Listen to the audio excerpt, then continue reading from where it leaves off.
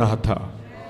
एक सामर्थ्य को प्रभु जो तेरे वचन में है, दो धारी तलवार, हर एक हृदय को, हर एक गांठ और हड्डी को आर पार करे और मन की भेदों को खोल दे। प्रभु आज शाम तेरी उपस्थिति को हम देखना चाहते हैं। हमारे गीतों को, भक्ति को तूने कबूल की है और वायदा किया है जहां 2 या 3 मेरे नाम में इकट्ठा हो मैं वहां हूं। तो आज हमारे बीच में है प्रभु।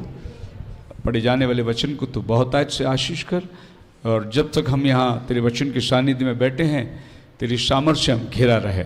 दुआ प्रभु यीशु के नाम से मांगते, सुन और कबूल कर, आमीन। बाइबल पढ़ते हैं, पहला पत्रस 4 अध्याय और उसका 10 और 11 वचन पढ़ेंगे। 1 Peter chapter 4 verse 10 and 11। जिसको जो वरदान मिला है वह उसे परमेश्वर के नाना प्रकार के अनुग्रह के भले भंडारियों की नाई एक दूसरे की सेवा में लगाए। यदि कोई बोले तो ऐसा बोले मानो परमेश्वर का वचन है। यदि कोई सेवा करे तो उस शक्ति से करे जो परमेश्वर देता है। प्रभु इस पढ़े के वचन को आशीष दे। ये आज मेरा शीर्षक है, टाइटल है रिकग्नाइजिंग योर कॉलिंग। अपनी बुलाहट को पहचानो। हम प्रभु ने प्रत्येक को अपनी अपनी एक बुलाहट दिया है। हम लोग उसकी शरीर में एक अंग है, हमारा अपना एक अलग सा काम है। मेरी सब्जेक्ट वो है 1 Corinthian 12:12। For as the body is one and has many members, but all the members of that one body being many are one body, so also is Christ। ये मेरा सब्जेक्ट है जिस पर मैं आज शाम आपका ध्यान लेके जाऊंगा। और मेरी जो इंस्पिरेशन है, जिस विषय को लेके मैं बात करूंगा, वो है 1 Corinthian 7:17। Nevertheless, each person should live as a believer in whatever situation the Lord has assigned to them, just as God has called them, and this is the rule I lay down in all the churches। प्रभु इस पढ़े गए वचन को आशीष दे। हम बैठ सकते हैं।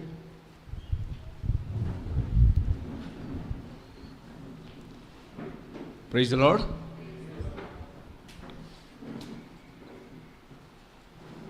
चूंकि आज हमारी पहली सभा है, हम कुछ फाउंडेशनल ट्रूथ को डालेंगे जिस पर अगले 3 दिन हमें ध्यान करना है, क्योंकि हमारा उद्देश्य बहुत ज़रूरी है। हम क्यों यहाँ पर आए हैं,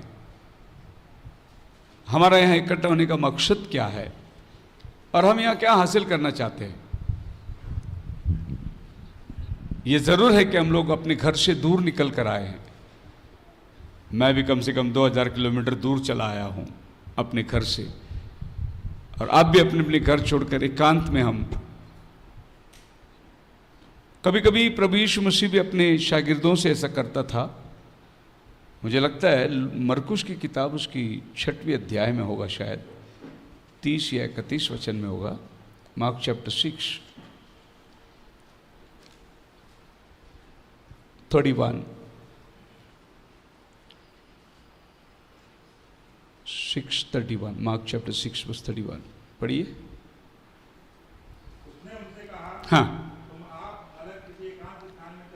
चलो हम आप एक अलग एकांत स्थान में होकर चले, क्योंकि लोगों की भीड़ बहुत थी। For there were many coming and going and they did not even have time to eat। उनके पास खाने के लिए भी टाइम नहीं था। तो प्रभु ने सोचा चलो इनको सबको देहरादून लेके जाएंगे, पिकनिक में लेके जाएंगे, एकांत में लेके जाएंगे, क्योंकि वो लोग इतने बिजी हो गए थे शेड्यूल के अंदर कि बाइबल बोलता है उनको खाने को भी टाइम नहीं था। और प्रभु ने सोचा कि एकांत में ले जाकर, बहुत साधारण बात है, आप दिन भर इसको वापरिए, शाम को घर आते ही सबसे पहला काम इसको चार्जिंग में लगा दोगे, क्योंकि अगले दिन इसको आपको इस्तेमाल करना है तो चार्जिंग लगाना बहुत ज़रूरी है, नहीं तो ये अगले दिन ड्रेन हो जाएगा पूरा। तो हो सकता है कि ऐसा एकांत का समय जो है हम सब अपने आप को चार्ज करने के लिए आए हैं, सॉरी चार्जिंग। और हर एक चीज वस्तु जो चलती है उसके पीछे एक लाइन का होना या कनेक्शन का होना बहुत ज़रूरी है। अगर ये माइक में हाथ में पकड़ा हूं तो इसके पीछे कनेक्शन है, स्पीकर में जा रहा है, स्पीकर आपको आवाज़ दे रही है। वैसे ही हमारा लाइफ भी अगर कनेक्टेड ना हो तो हम लोग आगे कुछ चलेंगे नहीं, थोड़े समय तक चलेंगे जब तक हमारा बैटरी चार्ज है, उसके बाद हम लोग ड्रेन हो जाएंगे। ऐसा हुआ था एक बार फर्स्ट वर्ल्ड वॉर के दरमियान, शायद इंग्लैंड की रानी, अरबी लोगों ने उनको मदद की थी तो उन्होंने उनको दावत में बुलाया था और वे लोग सब इंग्लैंड में आए और इंग्लैंड की रानी ने कहा देखो इनको कोई चीज़ की कमी ना हो उनकी खातिरदारी में। और वो लोग रहे कुछ 8 दिन, इंग्लैंड पूरा घूम के देखे। जाते वक्त इंग्लैंड की रानी ने पूछा उनको हमारे देश में क्या अच्छा लगा पूछो ताकि हम उनको गिफ्ट में दे सके। तो कमांडर ने उनको पूछा जो अरब से आए थे मिलिट्री, आपको हमारे देश में क्या पसंद आई कि हम आपको गिफ्ट देना चाहते हैं। उसने उसका हाथ पकड़कर बाथरूम में लेके गया और वो फॉसेट दिखाया, बोला हमको ये चाहिए, क्योंकि हमारे रेगिस्तान में बारिश नहीं होती है तो ये सब हम अपने अपने बाथरूम में लगाएंगे तो पानी अपने आप गिरेगा बारिश। तो फिर उस कमांडर ने उसको हाथ पकड़कर बिल्डिंग के पीछे ले गया और उसको टैंक बताया ऊपर, बोले ये टैंक है, यहाँ से इसको पाइप की कनेक्शन लगी है, ये अपने आप से पानी नहीं देता, इसको पीछे कनेक्शन लगी है टैंक से। अगर तुम इसे खाली पॉसेट ले जाकर लगाओगे अपने बाथरूम में तो पानी नहीं आएगा जब तक इसको ऊपर से कनेक्शन नहीं मिलता। हालेलुया। सो खाली बहुत से लोगों ने फॉसेट लगा के रखा है लेकिन कनेक्शन नहीं है पीछे, तो बरसात नहीं होगी, पानी नहीं होगी। उसी तरीके से हर एक शख्स जो प्रभु यीशु की देह का अंग है उसकी एक पर्सनल कनेक्शन प्रभु के साथ होना बहुत ज़रूरी है, नहीं तो आप ड्रेन हो जाओगे, बैटरी आपका चार्जिंग उतर जाएगा। इसीलिए बहुत सारे विश्वासियों को हम देखते हैं नए नए जब आए बहुत जोश में रहते हो, बहुत बाइबल पढ़ते, बहुत भागदौड़ करते, फिर कुछ वर्षों के बाद में आप देखें तो ढीले हो जाते, फिर उनको लगता है कि अभी बहुत सेवा किया, बहुत काम किया, अभी जवानों को आगे भेज दो, और ये लोग थोड़े पीछे रहते हैं। और फिर ऐसा लगता है, मैंने ऐसे देखा पेंटिकॉस्टल चर्चेस में सैटरडे को टायरिंग मीटिंग होती है, तो हमारे यहाँ पे पेंटिकॉस्टल चर्च हमारे एक दो खास बस बोले आइए ना आप भी टायरिंग मीटिंग में एक दिन देखिए ना कैसा होता है। हम भी जाके बैठे पेंटिकॉस्टल चर्च में, टायरिंग मीटिंग में सब लोग बीच में बैठे, यूथ लोग सब प्रार्थना कर रहे हैं पवित्र आत्मा का अभिषेक के लिए। टायरिंग मीटिंग बोलने से जिसको होली स्पिरिट चाहिए वो सैटरडे को जाके बैठो टायरिंग मीटिंग में, तो पवित्र आत्मा का वरदान मिलेगा, अन्य भाषा मिलेगी। तो ये लोग बहुत ज़ोर से प्रार्थना कर रहे हैं जो जवान लोग हैं। फिर मैंने उन एल्डर लोग को देखा था जो ऐसे किनारे किनारे में बैठे, पिलर को टेक के बैठे, पीछे सपोर्ट लेके बैठे। थोड़े टाइम के बाद में ये लोग praise the Lord, praise the Lord, praise the Lord, praise the Lord इनका जोर से चालू है, लेकिन जो एल्डर में बैठे वो pillar praise the Lord, praise the Lord, वो सो रहे अपना, जैसी नींद खुली तो प्रेज द लॉर्ड, बस एल्डर लोग बैठे पिलर पकड़ के। तो हम लोग भी पिलर पकड़ के बैठ जाए तो फिर ये ऐसी हो जाएगा। फिर थोड़े टाइम पे वो praise the Lord, praise the Lord, praise the Lord धीरे होते होते फिर मैं वो सुनने में आया पैसा लाओ, पैसा लाओ तो भाषा का अर्थ ही बदल जाता है जब आपके अंदर वो जोश खत्म हो जाएगी। और हमारे विश्वासी लोग भी जब हो गए, इतना होने के बाद में लोग सोचते हैं, हमारे एंड टाइम मैसेज के अंदर मैंने बहुत सारे बुजुर्ग पास्टरों को देखा, जवानी में बहुत सेवा की, पर अभी क्या है थोड़ा सा अपना सेटलमेंट भी करके जाना पड़ेगा ना, आने वाले जनरेशन के लिए, बच्चों के लिए घर बनाना पड़ेगा, उनके लिए भविष्य करना पड़ेगा। उसके बाद में जो जोश जो था, जो आवेश थी, वो खत्म हो जाता है, फिर फॉरेन ट्रिप चालू हो जाता है। उसके बाद पैसा बनाना, बंगला बनाना, गाड़ी करना, आराम की ज़िंदगी ढूंढना शुरू कर देते।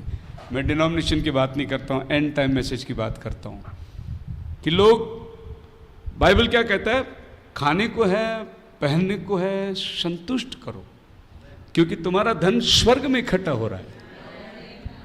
ज़रूरत से ज़्यादा अगर हम ये पृथ्वी में बनाने लगेंगे, समझ जाना आपका मन जो है उद्देश्य से भटक गया है। ज़रूरत से ज़्यादा I mean, अगर मेरे पास में एक मारुति कार है, काम चल रहा है, चलने दो, बाजू में एक मर्सिडीज खड़ा रखने की जरूरत ही नहीं है। अगर जरूरत पड़ गई तो समझना तुम्हारा मन जो है वो भटक गया है। रहने के लिए अगर 2 बेडरूम हॉल मेरे लिए काफ़ी है तो मैं समझता हूँ कि कम है, क्योंकि मेरे लिए प्रभु घर बनाने को गया है। लेकिन अगर इसी पृथ्वी में तुम रहकर सोचे केरला में एक बंगला बना दो, गोवा में भी एक बंगला बना दो, जब भी मैं घूमने जाऊँ रहूँ, और हिमाचल में भी एक खरीद लूँ, तो समझना तुम्हारा उद्देश्य जो है वो भटक गया है। आप हालेलुया। और मेरे से लोग नफरत इसलिए करते हैं कि मैं सच बोलता हूँ और खुल के बोलता हूँ, इसीलिए लोग ज़्यादा मेरा मैसेज सुनते नहीं, पसंद नहीं करते, अपनी महफिल में ज़्यादा मेरे को बुलाते नहीं है, क्योंकि मैं एकदम कड़वा बात करता हूँ। लेकिन आप सबको मालूम है कड़वा दवा बीमारी को ठीक करती है, और ये कड़वा लगना ही चाहिए। ऐसा कोई मैसेज है, नबी को बोला कि आप ऐसे प्रचार करोगे तो सब आपको छोड़ के चले जाएंगे। नबी ने बोला अगर ऐसा कोई मैसेज है छोड़ के जाना तो जाना ही चाहिए। अगर ऐसा कोई संदेश है जिसमें लोग छोड़ के जाना है तो जाना ही चाहिए। वो आप उनको बटोर के क्या करोगे। हालेलुया। गुड्डू जेम्स ने बहुत अच्छा गाना गाया, कव्वाली। कल के भिखारी आज के लखपति कैसे समझ ना आया। कल के भिखारी आज के लखपति, समझ में नहीं आ रहा है कि ये कैसे लखपति बन गया, क्योंकि बाइबल का सेवा ऐसा नहीं था। बाइबल का सेवा लखपति लोग भिखारी बनते थे प्रभु में आने के बाद। जैसे पौलुस को कहा जाता था कि वो 8 करोड़ का मालिक था वो जमाने में, लेकिन बाद में तीमुथियुस को लिखता है मेरा एक भागा तेरे पास छोड़ आया, उसे ले आना, यहाँ जाड़ा बहुत है। मतलब जो करोड़पति थे वो प्रभु में आकर बोलते थे हमने सब कूड़ा और कचरा समझा। लेकिन इधर ऐसा नहीं है, इधर प्रभु में आने के बाद ये सब बटोर रहे हैं, तो कहीं ना कहीं गड़बड़ है।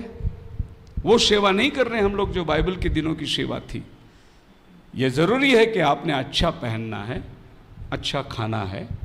इसका मतलब ये नहीं कि मैं कोट पहन के आके बताऊं आपको पता है ये बटन कितने का है, एक बटन 2000 रुपये का है, इसकी क्या जरूरत है।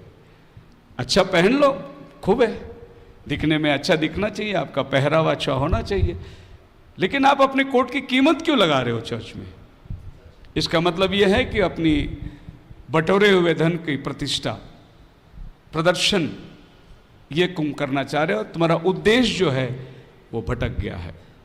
रिकॉग्नाइजिंग योर कॉलिंग, अपने बुलाहट को पहचानो। आज हमारे मिनिस्ट्री के अंदर एक बात ऐसी है, गिफ्ट और कॉलिंग का डिफरेंशिएट मालूम नहीं पड़ रहा है लोगों को कि गिफ्ट क्या है और कॉलिंग क्या है। प्रभु ने आपको एक गिफ्ट दिया, इसका मतलब आप मत समझना आपको कॉलिंग मिला।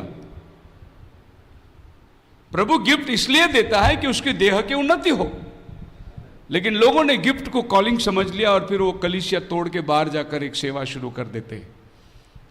गिफ्ट को वो लोग कॉलिंग में बदल देते हैं। प्रोफेसी एक गिफ्ट है, जैसे आज पास्टर ने सवेरे कहा था, लेकिन प्रॉफिट वो अलग चीज है। प्रॉफिट मां के गर्भ से ही प्रॉफिट बन के आया, लेकिन प्रोफेसी गिफ्ट प्रभु किसी को भी दे के इस्तेमाल कर सकता है, वो वरदान है। लेकिन प्रॉफिट जो है, अभी अभी मैंने, किसी ने मुझे क्लिप भेजा, बोला कि पाइपॉल मिनिस्ट्री के अंदर स्त्रियों का भी काम है, और स्त्रियों का काम पाइपॉल मिनिस्ट्री में कैसा है कि अगर स्त्री प्रोफेसी कर सकती है तो वो प्रॉफिट बन गई, और पाइपॉल मिनिस्ट्री में एक गिफ्ट प्रॉफिट है तो वो प्रॉफिट बन गया। मेरे पास जो बंदा आया था, मैंने बोला ऐसा नहीं है, क्योंकि प्रॉफिट और प्रॉफिटस, स्त्रीलिंग और पुल्लिंग जो है वो बाइबल मेंशन करती है। सो गिफ्ट जो है वो प्रॉफिटस को मिल सकता है, लेकिन प्रॉफिट सिर्फ आदमी बन सकता है। पाइपॉल मिनिस्ट्री में सिर्फ पुरुष का काम है, स्त्री का काम पाइपॉल मिनिस्ट्री में नहीं है। लेकिन प्रोफेसी कर सकती है, वो एक गिफ्ट है। लेकिन लोगों ने गिफ्ट को क्या कर दिया, कॉलिंग के रूप में बदल दिया। मान लो एक आदमी को बहुत अच्छा गाना गाने आता है और वो गाना गा रहा है वर्शिप चर्च में, बहुत अच्छी लीडिंग कर रहा है, और फिर कुछ दिन बाद ऐसा हो गया कि लोग भी उसकी वाहवाह करने लगे, उसकी प्रशंसा, उसका नाम भी हो गया, भाई बहुत बढ़िया। और फिर थोड़ी सी कुछ बात खटक गई तो ये बंदा चर्च से बाहर निकलता है, एक और मिनिस्ट्री शुरू करता है। प्रभु ने तुम्हें कॉलिंग नहीं दिया भाई, तुम्हें प्रभु ने गिफ्ट दिया था, तुम प्रभु की महिमा के लिए इस्तेमाल करो, उसको तुम कॉलिंग में मत बदल दो। इसीलिए पौल उसको मेंशन करता है, gifts and callings are irrevocable, so without repentance. So पतरस कहता है, each of you should use whatever gift you have receive to serve others. प्रभु ने आपको जो भी वरदान दिया है आप उसका इस्तेमाल करो, और गिफ्ट हमेशा दूसरे को सर्व करता है, मतलब दूसरे की सेवा करता है, यही गिफ्ट है। लोग गिफ्ट लेकर अपनी खुद की सेवा करने के लिए लोगों को कह रहे हैं कि मुझे गिफ्ट मिला, आप मेरी सेवा करो, लेकिन गिफ्ट आपको दूसरे की सेवा करने के लिए मिलता है। और अपने ही गिफ्ट में as faithful stewards of God grace in your various forms. अब जो गिफ्ट आपको मिला है आप अपने गिफ्ट में लगे रहो। हम जो यहाँ बैठे हैं हम सब मिलकर एक बॉडी है। अभी इस बॉडी में जैसे आज मेरे शरीर में अंगों में अलग अलग काम कर रहे हैं, उसी तरीके से आप अलग अलग काम कर रहे हैं। हम सब मिलकर प्रभु की देह की उन्नति कर रहे हैं कलेक्टिवली।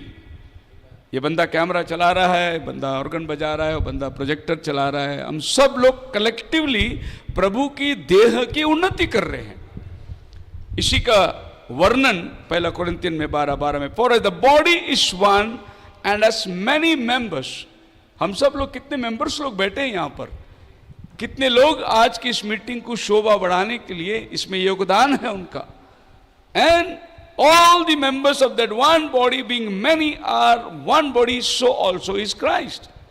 उसी तरीके से मसीह भी है, हम सब मसीह के अंग हैं। सब मिलकर हमारे अपने छोटे गिफ्ट को, एक बड़ा सवाल ये उठता है पाइपॉल मिनिस्ट्री के अंदर, क्या एक ही चर्च में पाइपॉल मिनिस्ट्री होना चाहिए? ऐसा नहीं है। पाइपॉल मिनिस्ट्री को बाइबल के दिनों में कैसे इस्तेमाल करते थे? स्टीफन जब वो गया था, और आपको मालूम है पहला मार्टर स्टीफन हो गया एक्ट्स चैप्टर 7 के अंदर। चैप्टर 8 में फिलिप जा रहा है समारिया में, और वहां सुसमाचार दिया, बहुत लोगों ने बपतिस्मा पाया। उसके बाद उन्होंने क्या किया, पतरस, याकूब और यूहन्ना को बुलाया ताकि वे उन पर हाथ रखे और वे पवित्र आत्मा का वरदान पाए। इसको बोलते पाइपॉल मिनिस्ट्री। फिलिप ने जाके सुसमाचार दिया, लोगों को बपतिस्मा दिया, लेकिन हाथ रखे जाने के लिए उसने एल्डर्स लोगों को बुलाया, क्योंकि एल्डर्स लोग हाथ रखे उनको पवित्र आत्मा का वरदान मिलता था। इसको बोलते हैं पाइपॉल मिनिस्ट्री। वो लोग कलेक्टिवली करते थे। जैसे आज भाई डिक्की ने मीटिंग लगाया, अपने कलीसिया के लोगों को यह ऑर्गेनाइज किया, पास्टर डेंजल को बुलाया, मुझे बुलाया, पास्टर वेस्ली आए, हम सब लोग मिलकर आए, अपनी अपनी गिफ्ट को प्रभु की महिमा के लिए इस्तेमाल करें। हालेलुया। सो हो सकता है हम में से किसी को प्रोफेसी की गिफ्ट हो, तो हम उसकी प्रोफेसी की गिफ्ट को इस्तेमाल कर सकते हैं अपने चर्च में कलेक्टिवली। ब्राइड, ये जरूरी नहीं कि पास्टर शेखर के चर्च में 5 गिफ्ट होना है या डिकी के चर्च में 5 गिफ्ट होना है, नहीं। पाइपॉल मिनिस्ट्री हम सब लोग कलेक्टिवली प्रभु के राज्य के लिए यूज कर सकते हैं। हो सकता है किसी के पास बेहतरीन टीचिंग का मैसेज हो, तो हम उसको बुलाकर अपनी चर्च में टीचिंग के ऊपर यूज कर सकते हैं उसको। हालेलुया। आप मेरे साथ हैं? Nevertheless, each person should live as a believer in whatever situation the Lord has assigned to him। प्रभु ने तुमको असाइन करके दिया है, तुमको अलॉट करके दिया है, उस अलॉट के अंदर तुम यूज हो जाओ प्रभु के साथ। अभी बहुत से लोग जो है दूसरे की कॉपी करते हैं। अगर वहां पर दिनकरन साहब ने बोल दिया इधर एक पीला कपड़ा पहन के एक लेडी बैठा है, उसको पेट में दर्द है, तो इधर भी लोग चर्च में बोलने लगे पीला कपड़ा पहन के बैठा है, उसके पेट में दर्द है। फिर उधर एक बेनीहीन ने कोट फेंका, लोग गिर गए, तो इधर भी एक बेनीहीन कोट फेंक रहा है, लोगों को गिरा रहा है। उधर अफ्रीका में एक जन ने फूका, लोग गिर गए, तो इधर भी फूक रहे, लोगों को गिरा रहे। इसको बोलते एक में का नकल कर रहे वो लोग, क्योंकि वो जिसके पास से टैलेंट ले रहे हैं वो टैलेंट का यहां नकल उतार रहे हैं। और नकल में आज बहुत सारे मिनिस्ट्री चली गई। ऐसा भी होता है, जैसे अभी पास्टर शेखर प्रोजेक्टर यूज कर रहा है प्रोजेक्टर, दूसरे ने भी यूज करना शुरू कर दिया, लेकिन ज़्यादा दिन चला नहीं, क्योंकि उसको नहीं टाइम मिला उतना बनाने के लिए, लेकिन वो यूज कर रहा है तो मैं भी यूज करके दिखाऊंगा करके यूज कर रहे।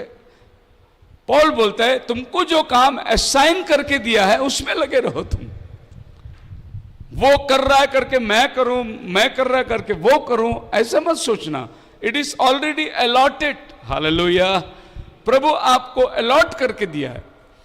बहुत सी बार एक वरदान के अलावा प्रभु आपको बहुत सारे वरदानों से भी अलॉट किया होगा। फॉर एग्जाम्पल, हो सकता है एक आदमी बहुत अच्छा गाना भी गाता होगा, बहुत अच्छा प्रचार भी करता होगा, बहुत अच्छा प्रीचिंग भी करता होगा, प्रभु ने उसको थोड़ा सा ज्यादा अलॉट दिया है। पर वो कर रहा है करके अगर मैं कर नहीं जाऊंगा तो बेसुरी बेताल गाना गाना शुरू कर देते लोग। मैंने देखा ऐसे पास्टर के पास सुर ताल भी नहीं है, वो भी गाना गा रहा है, क्योंकि भाई वो गाना गा रहा है इसके लिए मैं भी गाना गाऊं। So it is assigned and the scripture for my inspiration today. आज शाम को मेरी उत्तेजना भजन संहिता पहला अध्याय से आता है और मैं अपनी इंस्पिरेशन को आपके सामने रखना चाहता हूं। ये मैं बहुत बेसिकली आराम से मैं आपके सामने प्लेसिंग किया है ताकि आपको पता चले कि अगले जो बात मैं करने जा रहा हूं उसका ये फाउंडेशन है। So basically, blessed is the man that walketh not in the counsel of the ungodly, nor standeth in the way of sinners, nor sitteth in the seat of scornful.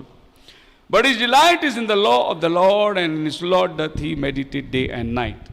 तीसरा वचन पढ़िए हिंदी में। वो उस वृक्ष के समान है जी, जो बहती नालियों के किनारे लगाया गया है जी, और अपनी ऋतु में फलता है और जिसके पत्ते कभी मुरझाते नहीं। इसलिए जो कुछ वो पुरुष करे वह उस वृक्ष के समान है। प्रभु ने आपकी तुलना दाऊद राजा के भजन के द्वारा यह बताया कि वो वृक्ष के समान है, कि पेड़ के समान है जो बहती नालियों के किनारे लगाया गया। वो अपने समय में फलता है, उसके पत्ते कभी मुरझाते नहीं। अक्सर आप देख सकते हैं, अगर आप रास्ते पे जाते होंगे, नज़ारा मारिए, अगर आपको कहीं पेड़ पौधे बहुत ज़्यादा हरा दिखता है तो समझ जाना कि वो आसपास पानी के किनारे लगाया गया है। अगर आपको ऐसा बंजर जगह दिखता है जहाँ पेड़ सूखे हुए तो वहाँ पानी नहीं मिल रहा है। यानी जहां पानी है वहां जो पेड़ है वो बड़ा हरा भरा होता है। और एक विश्वासी नालियों के किनारे लगाया गया, वो अपने जीवन में ऐसा ही फलता है। उसको अगर तुम संगति से बाहर निकाल के रख दो, वो भी बंजर पेड़ के समान दिखाई देगा, पत्ते मुरझाए होंगे। जो आदमी कलीसिया में कभी जाता नहीं, कभी कभार उसको जब भी मिलना, कुछ लोगों का एक्शन ही होता है ऐसा। प्रॉब्लम से ब्रदर, बहुत प्रॉब्लम से हो नहीं पा रहा है, बहुत कोशिश करते हैं, नहीं हो पा रहा। हमेशा उसका चेहरा रोता हुआ ही नजर आएगा आपको। मैं कई विश्वासियों के घर पे जाके विजिट करता हूँ, कभी मालूम पड़ता हूँ पैसा नहीं है ब्रदर, पैसा नहीं है, पैसा नहीं है, पैसा नहीं है, पैसा पैसा पैसा पैसा। लोग हमेशा रोते रहने की शक्ल बनाए। कुछ लोगों का शक्ल है हमेशा स्माइलिंग करते रहते हैं, हंसते रहते, कुछ भी हो, तकलीफ हो, परेशान, प्रभु संभाल लेगा, प्रभु देने, प्रभु देख लेगा, प्रभु है, प्रभु है, प्रभु है, प्रभु है। उनके चेहरे में आपको हमेशा हंसी मिलेगी। हालेलुया। कभी कभी ये सीरियस चेहरे वाले गाना गाते हैं, ये गाना देखेगा तो सुनने में बड़ा अजीब होता है। बोलते खुशी ही खुशी है, खुशी ही खुशी है। चेहरे में खुशी है ही नहीं उसका, वो बेचारा गा ही रहा है, उसकी एक्सप्रेशन कुछ बता रहा है और वो बेचारा अंदर से कुछ टूटा हुआ आदमी है। मैंने अपनी लाइफ में बारामती पूना के आगे एक जगह है, वहाँ कन्वेंशन हो रही थी शरद पवार के गांव में। वहाँ एक अनाथ आश्रम थी जहाँ पर हम लोगों को रहने के लिए जगह दिया था, हॉस्टल थी। और वहाँ एक लड़का था राजू करके, वो बारामती के पास एक लातूर में जो भूकंप हुआ था, उस भूकंप में उसके पेरेंट्स, उसके पूरी परिवार जो है खत्म हो गए। उसमें से ये लड़का बचा हुआ, लाके इसको हॉस्टल में डाला हुआ है, अन्य जाति में से आया है, लेकिन अभी प्रभु के अंदर बढ़ रहा है, वहाँ का आराधना वगैरह। तो उसने एक चिट्ठी भेजी मुझे, बोले मेरे को एक स्पेशल गाना गाना है। तो हमने बोले आ जाओ भाई गाओ। उसको एक स्पेशल गाना दिया और उसने जो गाना गाया वो नज़ारा आज भी मैं भूल नहीं पा रहा हूँ। कल के भरोसे पर ना रहना, कल क्या होगा कोई न जाना, है ना? गाना सुना आपने? वो ऐसा गा रहा था गाना, कल के भरोसे हंसते हुए गाते हुए। ये गाना हम नहीं गा सकते, उतनी खुशी से नहीं गा सकते। क्योंकि हमारा सब कुछ सेटल्ड है। लेकिन वो लड़का वो गाना इसलिए गा रहा है कि उसका दुनिया में कोई नहीं उसको ना करे। मेरा इतना मन वो लड़के के ऊपर उभर के आया। तो जब छुट्टियां होती थी, दिवाली की छुट्टी, तो सब बच्चे जो है अपने मामा के घर, रिश्तेदारों के घर जाते, लेकिन ये लड़के को किसी के घर पे जाने को ना मामा ना भांजा कोई भी नहीं था। वो मुझे फ़ोन करता था, पास्टर जी छुट्टी हो गया। मैं उसको अंबरनाथ बुलाता था और वो पूरी एक महीना जो है मैं अपने पास उसको रखता था। फिर उसका स्कूल का खर्चा सब, जब तक वो 10वीं तक पढ़ाई किया उसका खर्चा पूरा मैं करता था। मतलब वो एक गाने ने उसने मुझे जीत लिया। वो गा रहा है, वो गाना का अर्थ उसको समझ में आ रहा है, कल के भरोसे पर ना रहना। और वो गा सकता है वैसा, क्योंकि उसका भरोसा किसी के ऊपर नहीं है, उसका भरोसा केवल प्रभु है। वैसे ही हम लोग गिफ्ट को किस तरीके से ऑपरेट करते हैं, कुछ 2-3 बात पेड़ के बारे में मैं आपको बताऊंगा। मार्क चैप्टर 8 वर्ष 23 से आप पढ़ोगे तो एक अंधा आदमी प्रभु के पास आया और प्रभु ने मिट्टी में थूक कर उसको गोला बनाया, उसके आंखों में लगाया। यानी क्या किया प्रभु? The blind man by the hand led him out town, and when he had spit on his eyes and put his hands upon him, he asked him if he saw. प्रभु ने थूक कर मिट्टी गोल कर उसको बोला, तू देख सकता है? उस आदमी ने 24 में जवाब दिया, उसने आंख उठाकर कहा, मैं मनुष्य को देखता हूं, क्योंकि वे मुझे चलते हुए दिखाई देते हैं जैसे पेड़। कुछ ऐसे ही दृश्य उसने देखा होगा। आंख खुली उसकी, लेकिन उसने देखा, मैं मनुष्य को चलते हुए पेड़ के समान देख रहा हूं। प्रभु ने दोबारा उसके लिए प्रार्थना कर 25 में फिर दोबारा उसकी आंखों पर हाथ रखे, हाँ, और उसने ध्यान से देखा और चंगा हो गया। क्या हो गया? वो चंगा हो गया। चौक है क्या? या पहली बार जब प्रभु ने उसके लिए प्रार्थना करी तो उसकी जो डायमेंशन थी, अयाम जो था, वो था एडन गार्डन की अयाम था, और उसकी आंखें खुल गई। सेकेंड टाइम प्रभु उसके लिए फिर दोबारा प्रार्थना कर रहा है। अभी उसको इंसान ठीक दिखाई दे रहा है, लेकिन पहला उसको ऐसे इंसान दिखाई दे रहा था जैसे इंसान चलते हुए पेड़ के समान। अभी आप देखिए कि इसकी जो आंखें खुली इस ब्लाइंड आदमी की, वो दूसरे अयाम की आंखें खुली, और प्रभु उसको फिर नीचे वाली डायमेंशन में लेके आ रहा है। इसके लिए सेकंड टाइम उसके लिए फिर से प्रार्थना किया गया। हालेलुया। हम सब ये धरती में आने के पहले, इस देह में आने के पहले एक और अयाम में जी रहे थे, और इसने क्या देखा? इंसान चलते हुए पेड़ के समान दिखाई दे रहा है। आदम के वाटिका में हम जाएंगे, Genesis chapter 2 verse 16। And the Lord God commanded the man, saying, of every tree the garden thou mayest freely, but the tree of knowledge and good and evil thou shalt not eat. For the day that thou shalt eatest thereof thou shalt die. जिस दिन तू खाएगा उस दिन तू मरेगा। तो प्रभु ने आदम की वाटिका को दिखाया। वहां की अयाम जो थी, 2 पेड़ थी। एक जीवन का पेड़ था, एक भला और बुरा का ज्ञान देने वाला पेड़। अब इस बात को ध्यान रखिए कि 2 पेड़ जो है 2 शख्स को दर्शाता है। जीवन का पेड़ प्रभु यीशु मसीह है, हालेलुया, और ज्ञान देने वाला पेड़ शैतान है। और बाइबल में हम एजिकियल 28 में पढ़ते हैं कि वो एदेन नाम वाटी में रहता था। अब ये 2 पेड़ में से प्रभु ने बोला, इसमें से तू सब कुछ खा सकता, पर इसमें से मत खाना, जिस दिन तू खाएगा उस दिन तू मर जाएगा। और आदम और हवा ने क्या किया? अपनी चॉइस 3:17 के अंदर पढ़ते हैं, क्या तूने वह खाया जो मैंने मना किया था? आदम ने कहा, हवा ने मुझे खिलाया।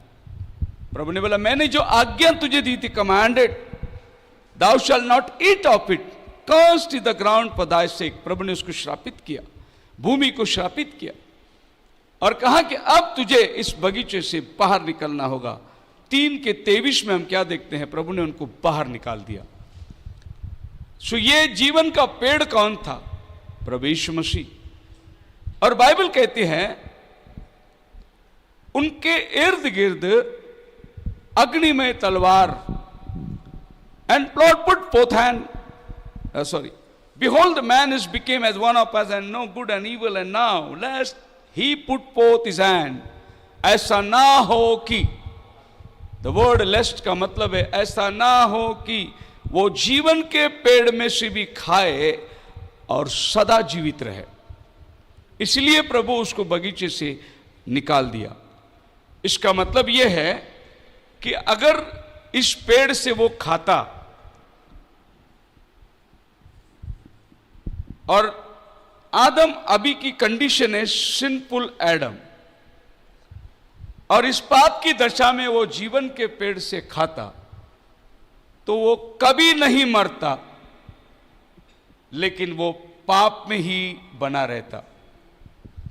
इसके लिए प्रभु ने बोला कि मैं तुझे पहले बाहर निकालूंगा, उसके बाद तेरा उद्धार का काम कराऊंगा, और फिर मैं तुझे इस जीवन के पेड़ में से खिलाऊंगा कि तू पाप की दशा में ना रहे, पवित्रता की दशा में आ जाए। इसीलिए प्रभु ने उसको बाहर निकाल दिया। पहले तेरे हिसाब किताब करके लाऊंगा। अगर समझो वो वहां रहता और उस जीवन के पेड़ से भी खाता तो कभी नहीं मरता, लेकिन कैसे रहता? Sinful Adam.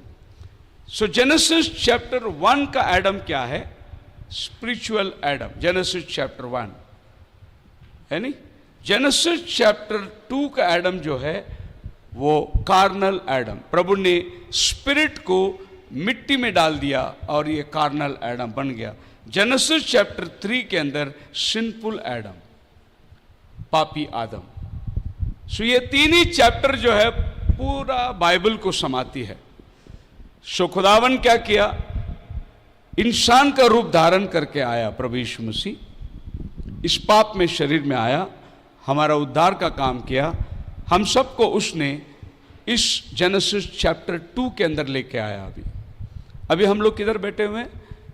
जेनेसिस चैप्टर 2 में बैठे हुए हैं।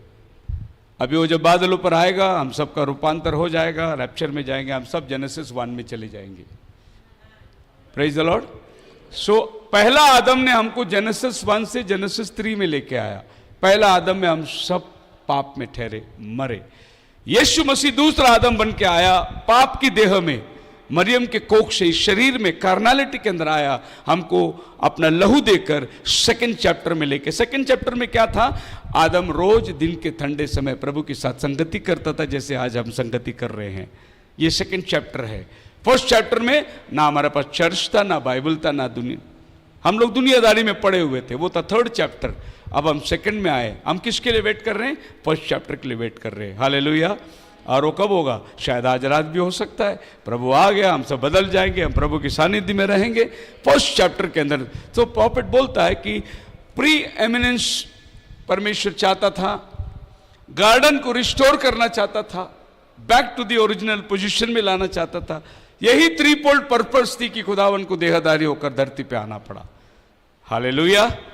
ना ये घेरा हुआ अग्नि में तलवार कि ये आदम फिर से जाकर उसे ना खाए, तो हम लोग क्या देखते हैं? प्रभु कहता है जेरेमाया चैप्टर 48 वर्स 10 के अंदर, जेरेमाया चैप्टर 48 वर्स 10। बोर्ड है डस्टर? Okay, thank you. पढ़िए, कोई भी मिल गया तो। शापित है वो जो यहोवा का काम हाँ आलस से करता है, हाँ, और वह भी जो अपनी तलवार लहू बहाने से रोक रखता है। आप करना, बस गड़बड़ी है, बोर्ड इस्तेमाल करने, डिस्टर्बेंस हो रहा है। जो अपने तलवार को लहू बहाने से रोक रखता है वो श्रापित है। सो इस बगीचे के अंदर क्या तलवार बाहर निकल के आ गई। अब तलवार बगैर लहू का अंदर नहीं जा सकता। तो खुदावन क्या किया? खुद आदम के वाटिका से बाहर निकलकर आ गया। Praise the Lord. और वो उसी पेड़ पर यानी काट पर लटकाया वो जाता है जो श्रापित है हमारे लिए। वो काट जिस पेड़ से वो खाया था उसी पेड़ में दूसरा आदम को लटकाया गया, और फिर उसने आपको और हमको जीवन दाता, और कहा कि अब जो कोई मुझ में ना बना रहे वो डाली काटी जाएगी। और आग में झोंका, मतलब वो खुद वो पेड़ बन गया। और आप सबको मालूम है कि फल जो है वो टहनी में लगती है, डाली में लगती है, और बोले जो डाली फल नहीं लाएगा, जॉन चैप्टर 15:7-8 में, महिमा इसी में है कि तुम बहुत से फल लेकर आओ, और जो डाली मुझ में ना बनी रहेगी वो काट दी जाएगी और आग में झोंका जाएगा। सो खुदावन ने क्या किया हमारे लिए, जॉन 15:1, मैं सच्ची दाखलता हूं। हालेलुया। अब देखिए, आदम अंदर नहीं जा सकता क्योंकि तलवार रखी हुई है, और आदम अगर अंदर जाएगा तो उसको तलवार के नीचे मरना है। तो खुदावन खुद जो जीवन का पेड़ था वो बाहर निकल कर आया, उस तलवार के अंदर वो घात हुआ, यानी तलवार को लहू मिल गया, तलवार हट गया। अभी अब रास्ता बन गई, अभी आप और हम अंदर जा सकते हैं, लेकिन पहले नहीं जा सकते थे। उसी तरीके से अगर आप मंदिर का हिस्सा देखोगे तो प्रभु ने 3 हिस्से बनाए। पहला जो था वो आउटर कोर्ट है, दूसरा इनर कोर्ट है, और तीसरा मोस्ट होली प्लेस है। तीसरा मोस्ट होली प्लेस में प्रभु की संदूक की वाचा है, जहां शिकायना ग्लोरी वास करती थी। इस पर्दे के अंदर कोई नहीं जा सकता, जो जाता वो मर जाएगा। लेकिन प्रभु यीशु मसीह खुद अपना लहू लेकर गया, ये पर्दा फट गया ऊपर से नीचे। अभी जो अंदर नहीं जाएगा वो मरेगा। पहला जो जाता था वो मरता था। अभी यीशु मसीह ने खुद पर्दा फाड़ दिया। मैथ्यू 27:57 में जब उसने कहा पूरा हुआ, मंदिर का पर्दा ऊपर से नीचे फट गया। यह भी सोचने वाली बात है, बाइबल कहता है ऊपर से नीचे फटा। नीचे से अगर फटा तो वो आदमी ने फाड़ा, वो ऊपर से इसलिए फटा क्योंकि फाड़ने वाला ऊपर वाला था, उसने फाड़कर दुभाग के अब जो अंदर नहीं जाएगा वो मरेगा। सो पहले जमाने में क्या होता था, एक याजक जब अंदर सेवा के लिए जाते उसके पैर में रस्सी बांध के भेजते उसको, ताकि वो अंदर सेवा टहल करने के टाइम पे उसके कपड़े में घुंघरू बेल बांधते थे, ताकि वो चलते चलते वो बेल की आवाज़ आती रहे और बाहर वालों को समझ में आए कि याजक जिंदा है अंदर। आप मेरे साथ है? आप भी अगर हालेलुया प्रेज द लॉर्ड बोलोगे तो बाहर वालों को समझेगा इधर के लोग भी जिंदा है। आवाज आएगी तो लोग बोलेंगे जिंदा है अंदर। अगर आवाज बंद हो गई अंदर तो रस्सी से उसको खींच के बाहर निकालते थे, क्योंकि वो मर गया। अब वो मरता कैसा था? अगर उसने अपनी याजक पद को पवित्रता से नहीं निभाया होगा, जैसे 3 दिन पहले औरत के साथ नहीं सोना, अपने आप को पवित्र करना, वो सब रीत रिवाज पालन किए बिना उसकी बारी आई और अंदर चला गया होता तो वो मर जाता हो। उसकी पूरी तैयारी के साथ उसे अंदर जाना है। लेकिन प्रभु यीशु मसीह आपके और हमारे लिए पूरी तैयारी के साथ आया, और जब वो गोलगोता पर्वत पर क्रूस पर लटकाया गया, उसे गोलगोता पर्वत और मंदिर जो यरूशलेम में थी, ये दोनों की कनेक्शन क्या है? वो पर्दा क्यों पटा अपने आप से? क्योंकि गोलगोता पर्वत पर जो मेमने ने लहू दिया, वो महायाजक भी था, अपना खुद का लहू लेकर वो मंदिर में प्रवेश कर रहा है। पर्दा हटाने की जरूरत नहीं, खुद ही पर्दा फट कर 2 भाग हो गया। और ये बात को दर्शाना है कि इस पर्दे के अंदर जो वाचा का संदूक, जिसमें परमेश्वर का वचन रहता था, वो वचन देहधारी होकर क्रूस पर लटका हुआ है। वो वचन इधर नहीं है, वो वचन उधर है। और वहां से वो आकर इस मंदिर को पर्दा फाड़कर वेदी पर लहू छिड़क के लिए आपके और हमारे लिए रास्ता बना दिया। नबी कहता है कि वो मेमने को बलिदान के लिए लेके आ रहे थे, बांध के रखे हुए थे, और तैयारियां हो रही थी, दीवट हटाया जा रहा था, मेज की रोटी, नया रोटी रखना, ये सब मंदिर की शाम की तैयारी है। और अचानक जब भूमि भूकंप हुआ, पर्दा फट गया, तब वो मेमना छूट कर भाग रहा था।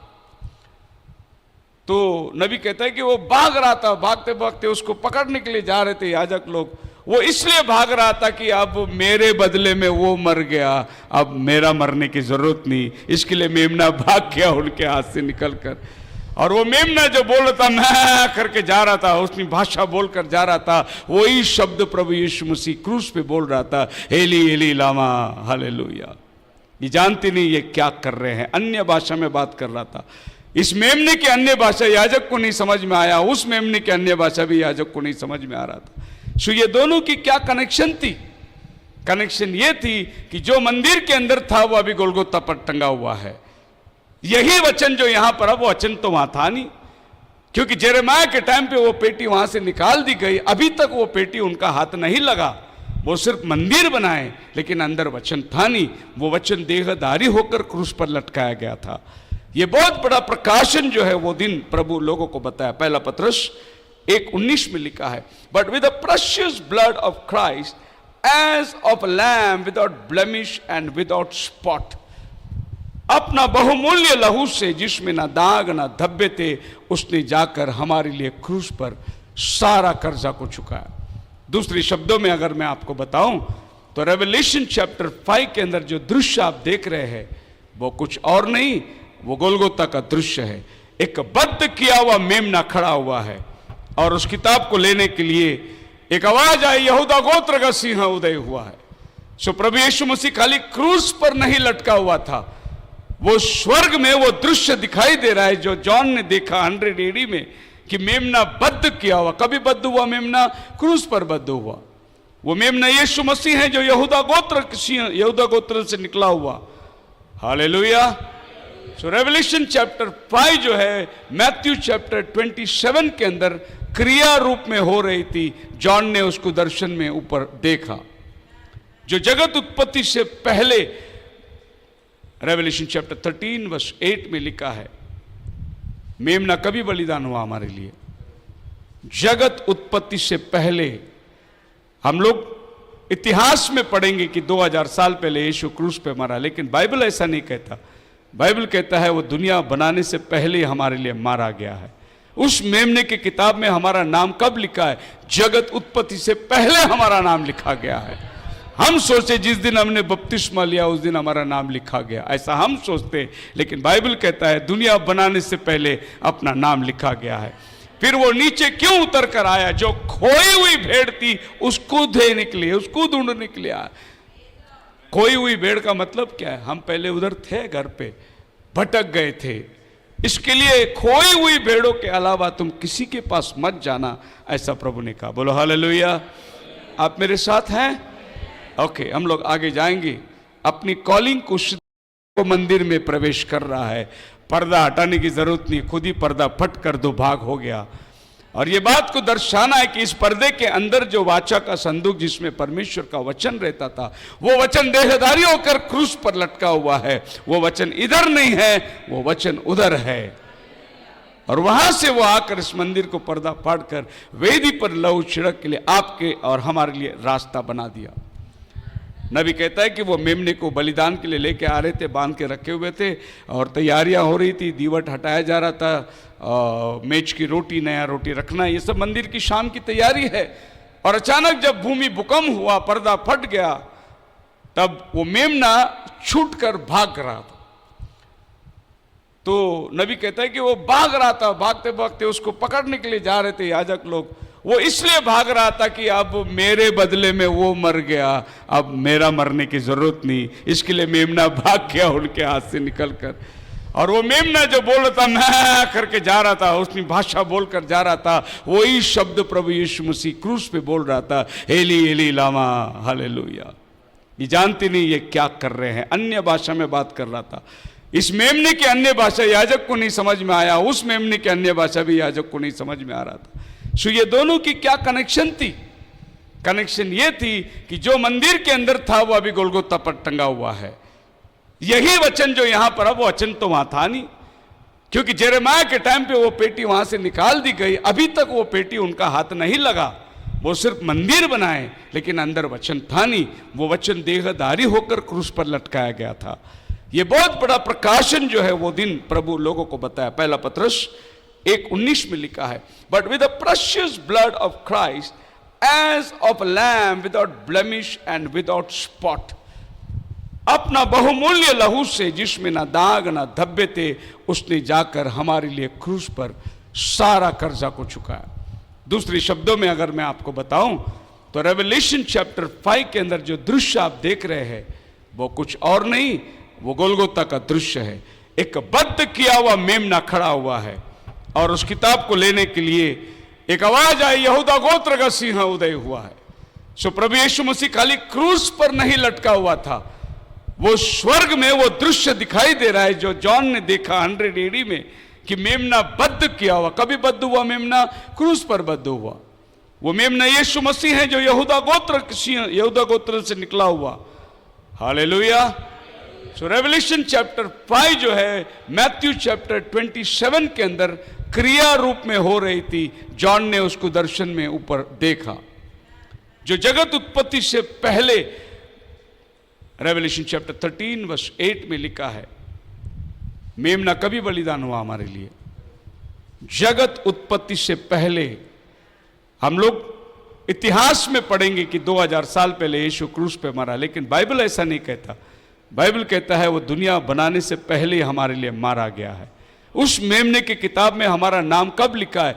जगत उत्पत्ति से पहले हमारा नाम लिखा गया है। हम सोचते जिस दिन हमने बपतिस्मा लिया उस दिन हमारा नाम लिखा गया, ऐसा हम सोचते, लेकिन बाइबल कहता है दुनिया बनाने से पहले अपना नाम लिखा गया है। फिर वो नीचे क्यों उतर कर आया? जो खोई हुई भेड़ थी उसको ढूंढने के लिए, उसको ढूंढने के लिए आया। खोई हुई भेड़ का मतलब क्या है? हम पहले उधर थे, घर पे भटक गए थे, इसके लिए खोई हुई भेड़ों के अलावा तुम किसी के पास मत जाना, ऐसा प्रभु ने कहा। बोलो हालेलुया। आप मेरे साथ हैं? ओके, हम लोग आगे जाएंगे अपनी कॉलिंग को सिद्ध करने के लिए। जो इंस्पिरेशन में मैं बात करने जा रहा हूं, उस इंस्पिरेशन जजेस चैप्टर 8, और यहां पर कुछ बातें हैं। एक जस्ट बैकग्राउंड के लिए मैं आपको बता देता हूं। Gideon had 70 sons who were his own offspring, for he had many wives, and his concubine who was in Shechem also bore him sons whose name he called Abimelech. Abimelech decides he should be king. ये वो time था जजेस, जिस समय में Israel में ना profit थे ना राजा लोग थे, केवल न्यायियों के द्वारा प्रभु इज़राइल को संभालता था। इसमें एक जज शिमशोन जैसे आदमी भी था। अब जजेस लोग के जीवन को आप देख सकते हैं। शिमशोन 20 साल इज़राइल के ऊपर राज्य किया, और उसका रिश्ता जो थे आप सब जानते हैं डिलाइला के साथ में। मतलब वो डिलाइला के पास भी जाता था, इज़राइल का रक्षक भी था, पवित्र आत्मा भी आती थी उसके अंदर, सामर्थ्य भी पाता था, काम भी करता था। वो समय को आप देख लीजिए कि क्या समय था वो। इसमें कोई मार्गदर्शक नहीं, कोई राजा नहीं, और कोई प्रॉफिट भी नहीं है। न्यायियों के द्वारा इज़राइल चलाई चलती थी। इस समय में गिदयोन नाम का एक आदमी, बड़ा अच्छा इस आदमी का नाम आपको बाइबल में मिलता है। 7वां किताब 7वां अध्याय 7वां वचन में आपको गिदयोन मिलेगा। 7th chapter 7th book 7th वर्ष में आपको कौन मिलेगा? गिदयोन। और उसको 70 बच्चे लोग थे। हालेलुया। सो न्यूमोलॉजी बाइबल में बहुत काम करता है, और न्यूमोलॉजी के अनुसार जब भी आप वचन पढ़ोगे आप उसको ध्यान में रख के आपको वचन पढ़ना है, आपको बहुत फायदेमंद होगा। रेवलेशन 13 में जब आएंगे तभी आपको एंटी क्राइस्ट मिलता है। प्रॉफिट बोलता है वो 13 नंबर से जुड़ा हुआ आदमी है, और ये 13 नंबर आप जेनेसिस से पढ़ते आना, आपको एंटी क्राइस्ट के बच्चे ही 13 नंबर पे आपको मिलता जाएगा आगे। प्रभु यीशु मसीह को पकड़ के 12 चेले, टोटल कितना हो गया? 12 over 1 13 की ग्रुप थी वो। इसके लिए एक जाके फांसी लेके मर गया, एक को प्रभु ने माइनस कर दिया। 13 की ग्रुप। खैर, गिदयोन के सब बच्चे लोगों को राजा बनने के खातिर के अंदर मार दिया गया। और बाइबल हमें बतलाता है जजेस 9 chapter verse 5 में, and he went to his father's house at Ophrah, slew his brethren, the sons of Jerubbaal, being 70 persons, upon one stone, notwithstanding Jotham, the youngest son of Jerubbaal, was left, for he hid himself. सब कुर्सी की माया है। मैं राजा बनूं, Bible में ऐसे युद्ध के समय में बहुत सारे लोगों का कत्ल उतार गया। And all the men came to Shechem, gathered together in the house of Millo, and went and made Abimelech king by the plain of the pillar that was in Shechem. God will not allow evil to continue forever. Justice will be served by God. Hallelujah. एक आदमी अत्याचार करता जाए हमेशा नहीं चलेगा। एक दिन प्रभु जरूर न्याय को लेके आता है, क्योंकि वो जस्टिस लेके आने वाला परमेश्वर। So God allows Shechem to suffer at the hands of Abimelech because they supported Abimelech and funded his massacre of Gideon's family. कभी कभी खुदावन ऐसे लोगों को सपोर्ट करता है, जैसे प्रभु ने इज़राइल को कहा, मेरा दास नेबुकदनेस्सर आ रहा है, मेरा दास, वो तुम्हें बंदी गृह में लेके जाएगा। कभी कभी प्रभु ऐसे अन्य जातियों को अपना दास बनाया, इजरायली बच्चों को मारने के लिए, सबक सिखाने के लिए। फिर जब नेबुकदनेस्सर को घमंड आ गई तो प्रभु ने बोला, मैं साइरस को भेज रहा हूं अभी, वो नेबुकदनेस्सर के हाथ से तुम्हें छुड़ाकर अपने देश पे लेके आएगा। देश के नेताओं को कौन चुनता है? राजाओं को कौन चुनता है? आज हमारे देश में इस पिछले महीने में पूरा प्रार्थना चल रही थी, उपवास प्रार्थना व्हाट्सएप ग्रुप में। इलेक्शन अच्छा होना चाहिए, अच्छी पार्टी आना चाहिए, इलेक्शन अच्छा होना चाहिए। मैं अपने चर्च में बोला, देखो चुनना, चिट्ठी डाली तो जाती है, चुनना प्रभु की ओर से होता है। कोई भी आए, हमें कोई परवाह नहीं, हमको इतना मालूम है सत्ता किसके हाथ में है, वो हमें मालूम है। हालेलुया। मुझे भविष्य देखने की जरूरत नहीं कि मेरा हाथ का पंजे में क्या लिखा है। मेरा भविष्य जिसने बनाया उस पर मेरा भरोसा है, इसीलिए मुझे मेरा भविष्य क्या है देखने की जरूरत नहीं। हालेलुया। तो कोई भी सत्ता है, चलाने वाला कौन है? परमेश्वर है। लेकिन एक फेवरेबल आंसर के लिए हम लोग प्रभु से इंतजार कर रहे थे, सुसमाचार का काम थोड़ा चलता रहे। अगर प्रभु तेरे आने में देर हो तो हमें काम करने का मौका मिले, ताकि हम और आत्मा को प्रभु के राज्य में ला सकते। ये हमारी इच्छा है, हमारी प्रार्थना है। बाकी प्रभु किसको भी चुने। शाऊल जैसा आदमी दमस्कस में जा रहा था लोगों को बंदी गृह में डालने, प्रभु ने उसको ही बुला के सुसमाचारिक बना दिया। वो किसको भी बना सकता है, उससे कोई काम असंभव को संभव में। And God delivers the city of Thebes, bring justice to Abimelech after many years to rule. Now what is justice? Philippians chapter 2 verse 3 and 4. Nothing from selfish ambition or conceit, but in humility count others more significant than yourself. Let each of you look not only to his own interest but also to the interest of others. मैं राजा बनूंगा, मेरा घर वाला, मेरा बेटा, मैं ही राजा बनूंगा, मैं ही सत्ता चलाऊंगा, सब कुछ मेरे हाथ में आना चाहिए, मैं ही करूंगा, नहीं।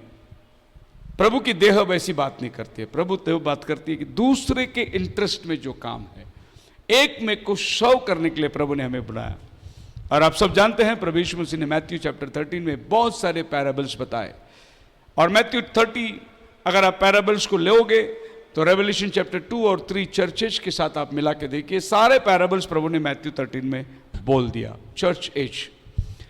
अगर आप रेवल्यूशन चैप्टर 6 पढ़ोगे, 7 सील प्रभु ने मैथ्यू 24 में पूरा 7 सील्स बता दिया। प्रभु यीशु मसीह ने सील्स प्रीच किया, प्रभु यीशु मसीह ने चर्चेज प्रीच किया। यह तो हमें बाद में पता चला जब नबी उन भेदों को खोलता है।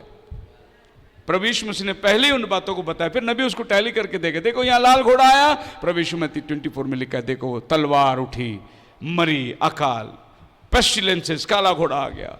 तो सारे सील्स प्रीचिंग जो है मैथ्यू 24 में हो चुका है। लेकिन इसको कौन बाहर निकाल कर बताएगा? वचन तो था ही था, एक कुंवारी गर्भवती होगी, पुत्र जनेगी, वचन था, लोग पढ़ते थे, लोगों को प्रचार करते थे। लेकिन जब वचन देहधारी हुआ, उसका परिचय के लिए जॉन द बैप्टिस्ट को आके खड़ा रहना पड़ा। यह है वो परमेश्वर का मेमना जो जगत का पाप उठा ले जाता है। जब तक इंट्रोडक्शन नहीं आता, समाज को समझ में नहीं आएगी कि समय क्या चल रहा है। उसी तरीके से 7वां दूत जो है आया, दुल्हन को बता दिया ये समय चल रहा है, उसने इंट्रोड्यूस कर दिया, वो आ गया है, मैं जा रहा हूं। उसने बादल की तरफ अपना हाथ बताया, बोला हम 2 व्यक्ति एक टाइम पे काम नहीं कर सकते। जैसा जीसस आया, जॉन ने बोला वो बड़े, मैं खटूं। लोग बोलते हैं कि रेवल्यूशन 10:7 क्या भाई ब्रह्म ही हो सकता? हाँ, इसलिए हो सकता क्योंकि जो बात जॉन ने बोला वो ये दुनिया में केवल एक ही आदमी बोला, वो भाई ब्रह्म ने बोला। बेनिहिन ने बोला नहीं वो बड़े मैं घटूं, ओरल रॉबर्ट्स ने नहीं बोला, प्रॉफिट ने बोला हम 2 आदमी सीन में नहीं रह सकते, एक को जाना होगा क्योंकि अभी वो आ गया है। मैंने जो सेवा की आज तक ये सिर्फ बुनियाद डाला है, फाउंडेशन डाला है। अब वो जो आया है वो कलीसिया को उठाने वाला है। हालेलुया। कितना बड़ा मिनिस्ट्री था ब्रदर ब्रैनम का, लेकिन उसकी बेसिक फंडामेंटल डॉक्ट्रिन ये था कि मैंने सिर्फ फाउंडेशन डाला है, अब ब्राइड आएगी, कलीसिया रद्दा रखने वाला है। पौलुस ने क्या बोला? एक राज मिस्त्री की नाई मैंने फाउंडेशन डाली, दूसरा उस पर रद्दा रखता है। बोलो हालेलुया।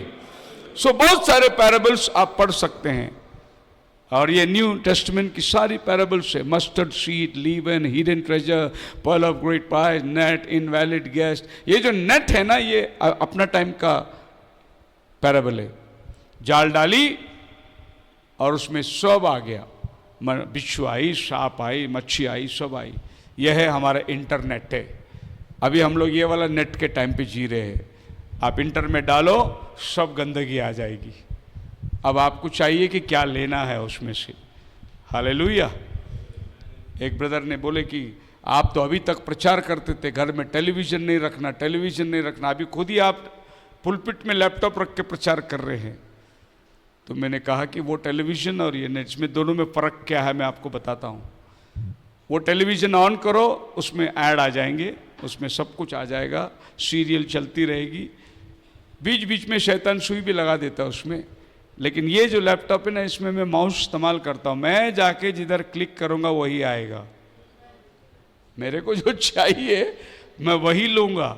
लेकिन घर में टेलीविज़न लगाओ, सास बहू का स्टोरी आ जाएगी अचानक, उसमें सारे गंदगी भरी हुई है। लेकिन इसमें जो मैं सर्च करने भेजूंगा माउस, वही जाके ढूंढ के निकाल के लाएगा। इसके लिए इसका नाम माउस रखा हुआ है।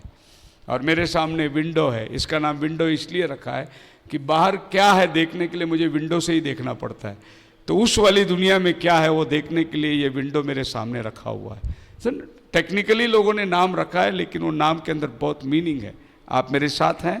The parables of new testament. तो जिस तरीके से नया करार में प्रभु ने पैराबल्स में बात की, उसी तरह ओल्ड टेस्टमेंट में भी प्रभु ने पैराबल्स में बात किया। और एक पैराबल्स मैं आपको बताता हूं, 2 शमूएल चैप्टर 12 वर्स 1 से आप पढ़ोगे तो एक बढ़िया पैराबल नातान नबी बता रहा है। इसको पैराबल से बोल सकते जी। नातान को भेजा और वो उसके पास जाकर कहने लगा, एक नगर में 2 मनुष्य रहते थे, जिनमें से एक धनी और एक निर्धन था। हाँ। धनी के पास तो बहुत सी भेड़ बकरियां और गाय बैल थे जी, परंतु निर्धन के पास भेड़ की एक छोटी बच्ची को छोड़कर खैर कोई बात नहीं, आप घर में जाके पढ़ लीजिए। ये पैराबल्स ऐसा है कि एक दिन डेविड राजा जो है बेचारा पाप में गिर गया, उसके समय में प्रॉफिट आकर उसको एक पैराबल्स बताता है। पैराबल ये है, राजा एक धनी आदमी था, उसके पास बहुत भेड़ बकरियां थी, और एक गरीब था, उसके पास एक ही था। जब अमीर के घर मेहमान आया, उसने गरीब का भेड़ लेकर उनको पका के खिला दिया, जबकि उसके घर में बहुत थी। तो राजा झुंझुना उठा। दाऊद राजा बोले, कौन है मेरे राज्य में, उसको तो मौत की सजा होना चाहिए। दाऊद का न्याय के हिसाब से वो आदमी जिंदा ही नहीं रहना चाहिए। नातान ने सीधा उंगली उसके ऊपर उठा दिया, बोला तू ही है। मैं? हाँ, तेरे पास रानियों से भरा हुआ है महल में, लेकिन तूने वो एक बेचारा तेरा कमांडर, उसकी पत्नी को उसको मरवा डाला, उसकी हाथ से उसी का मौत लिख के भेजा। और जब वो औरत गर्भवती हुई तो तू सोचा है मैं फंस गया, इसीलिए उसको मैदान से बुलाया। उस दिन उसको रात को खिलाया पिलाया और उसको बोला घर में जाके सो जा, ताकि कल पता चले अगर ये बच्चा है तो ये इसी का बच्चा है। ये बात छुपाने के लिए डेविड प्लान बना रहा है। हम भी पाप छुपाने के लिए बहुत सारा प्लान बनाते हैं। सो डेविड ने प्लान बनाया, लेकिन सारा प्लान उसका फेलियर हो गया, क्योंकि प्रॉफिट के सामने कोई प्लान नहीं चलती है। नातान ने आकर डेविड की सारी बातें बताई। डेविड औंधे मुंह नीचे गिरा, भजन संहिता 51 गाया उसने। हे प्रभु, मैं तो मां के पेट से ही पाप में जन्मा हूं। हकीकत बता रहा है और कहता है तेरा पवित्र आत्मा मुझसे अलग मत कर। साम्स 51 के अंदर क्या बोल रहा है? The joy of my salvation, प्रभु मेरा उद्धार का हर्ष मुझे लौटा दे। देखिए, अगर आप बिलीवर हैं, आप बपतिस्मा लिए, प्रभु में चल रहे हैं, और आपसे अगर गलती होती है तो क्या होता है? आपका हर्ष चला जाता है, उद्धार नहीं जाता। आप उसका आनंद खो देंगे। लेकिन जिस समय आप घुटने में आके पश्चाताप करेंगे, वो आनंद वापस लौट आता है। प्रभु आपको फिर से वो आनंद दे देता है। बोलो हालेलुया। पवित्र आत्मा मिला, इसका लक्षण क्या है? एक खुदा के बंदे ने बहुत अच्छा समझाया, बोला कि जब एक बिल्ली कीचड़ में गिर जाएगी तो उठकर अपने बदन को चाटने लगती है, मल निकालने की कोशिश करती है। उसी जगह अगर एक सूअर गिर जाए तो वो 2 बार और कुलंटी मारेगी, पलटी मारेगी। सो एक विश्वासी जिसको पवित्र आत्मा मिला है वो बिल्ली की तरह है, गलती हो गई वो घुटने में चला जाएगा, माफी मांगेगा, जब तक उसको तसल्ली नहीं होती प्रभु से मांगेगा, और प्रभु की शांति जब उसके अंदर उतर के आएगी, एक बार आप कह दो मेरे से गलती हो गई, आपका मन खुल जाएगा। लेकिन अगर आप नहीं कहोगे तो आपका मन आपको खाता रहेगा, बार वाला बोलने की जरूरत नहीं, आपका बॉडी ही आपको गवाही देता रहेगा कि तू झूठा है, तू झूठा है, तू झूठा है। इसीलिए लाई डिटेक्टर करके एक मशीन बनाई है, अगर कोई झूठ बोलता है तो उसको लाई डिटेक्टर में भेजते, और वो जाकर मशीन में खड़ा रहा तो मशीन बताएगा इसके बॉडी में वाइब्रेशन हो रहा है, मतलब ये झूठ बोला है। आपका बॉडी झूठ को एक्सेप्ट नहीं करेगी, वो वाइब्रेशन होती है, और वो मशीन बताता है कि इसने झूठ बोला है। नहीं तो अभी एक इंजेक्शन आ गया है, वो इंजेक्शन लगा दे, सिरम खत्म हो गए, आदमी सोते सोते सब बक देगा, जो जो जो जो उसने बोला था, नार्को टेस्ट सब बोल देगा, क्योंकि आदमी का कॉन्शियस जो है ना वो हमेशा ट्रूथ बोलने के लिए बनाया गया है। आदमी झूठ अपने कॉन्शियस से बोलता है, लेकिन उसका अंदर का सबकॉन्शियस जो है वो कभी झूठ नहीं बोलेगा, वो हमेशा सही बोलता रहेगा। आपने चोरी करी, वो आपका दिल को धक्का मारते रहेगा, चोरी किया है, चोरी किया है, चोरी किया है। एक बार आप पैसे लौटाओ, वो वाइब्रेशन बंद हो जाएगा आपके बॉडी से। आप मेरे साथ हैं? डेविड औंधे मुंह गिरकर प्रभु से क्षमा मांगा, अब प्रभु ने उसको बख्श दी। प्रभु हमारा दयालु है, हम भी बहुत गलतियां कर देते हैं, लेकिन प्रभु अपने लहू में हमें छिपा लेता है। ये तब तक चलेगा जब तक उसका लहू वेदी पर है। जिस दिन वो लहू हट गया उस दिन आप और हम न्याय आसन पे खड़े रहेंगे, और हमें पता तक नहीं चलेगा कि प्रभु हमको कब छोड़ के चला गया। शिमशोन की तरह उठकर खड़ा हो गया, कहा पलिश्ती तेरे हाथ में है। शिमशोन पहले की तरह उठा, लेकिन अब पता नहीं चला, पवित्र आत्मा उसको छोड़ के चली गई थी और शिमशोन को पलिश्तियों ने पकड़ कर ले गए। खैर, इस पैराबल को लेकर आज शाम मैं आपकी हकीकत से बात करना चाहता हूं, आपकी रियलिटी से बात करना चाहता हूं। हम सब प्रभु के बुलाए हुए लोग हैं, हम सबको प्रभु ने चुना है, हम सबको प्रभु ने कॉलिंग दिया है, हम सबको प्रभु ने वेरियस गिफ्टों से भर दिया है। हम सब प्रभु की देह की उन्नति के लिए काम कर रहे हैं। अब हमारे पास में जो बहानेबाजी है, जजेस चैप्टर 9 वर्स 8 में, इसी युग में वृक्ष किसी का अभिषेक करके अपने ऊपर राजा ठहराने के ओर चले। अभी पैराबल चल रही है जजेस के टाइम पे, कौन राजा बनेगा, किसको राजा बनाया जाए। तो ये लोग पेड़ों की दृष्टांत दिया। पहला पेड़ जो उन्होंने लिया वो पेड़ था जैतून का पेड़, और वो जैतून के पेड़ के पास गए और कहे कि तू हमारे लिए राजा बन जा। जैतून का पेड़ ने जवाब दिया 9:9 में, मैं क्यों राजा बनूं, मेरी अपनी जो चर्बी है, तेल है, मैं प्रभु के आदर के लिए मंदिर में जलाए चलती हूं, मेरा तेल से लोग अभिषेक होते हैं, मेरे तेल से कितना सारा फायदा होता है, ये सब छोड़ के मैं राजा क्यों बनूं। आप मेरे साथ है? अब पहला अंजीर का पेड़ अपनी गवाही दे रहा है, और अंजीर के पेड़ अपनी गवाही देने के टाइम जब हम लोग जैतून का पेड़। अब एक बात बाइबल में ध्यान रखना, जहां भी बाइबल जैतून का पेड़ की बात करता है तो प्रभु मंदिर की बात करता है, और जब भी वो अंजीर की पेड़ की बात करता है तो इजराइल राष्ट्र की बात करता है। वो ये दोनों भी चीज को, पेड़ों को याद रखना। जब भी प्रभु जैतून का पेड़ बालता है तो मंदिर की बात करता है, यरूशलेम के मंदिर की, और जब वो अंजीर बोलेगा तो वो इजराइल राष्ट्र की बात करता है। अब यहां पर जैतून का पेड़ है। पहली बार उत्पत्ति 8 अध्याय 11 वचन के अंदर हम लोग जैतून के पेड़ के बारे में पढ़ते हैं। जब बाढ़ आई और जब पृथ्वी सब समा दिया गया, पानी के अंदर दफनाया गया, तो नोआ ने कबूतर को भेजा, और कबूतर ने क्या करी, जैतून का 2 पत्ते ले आई।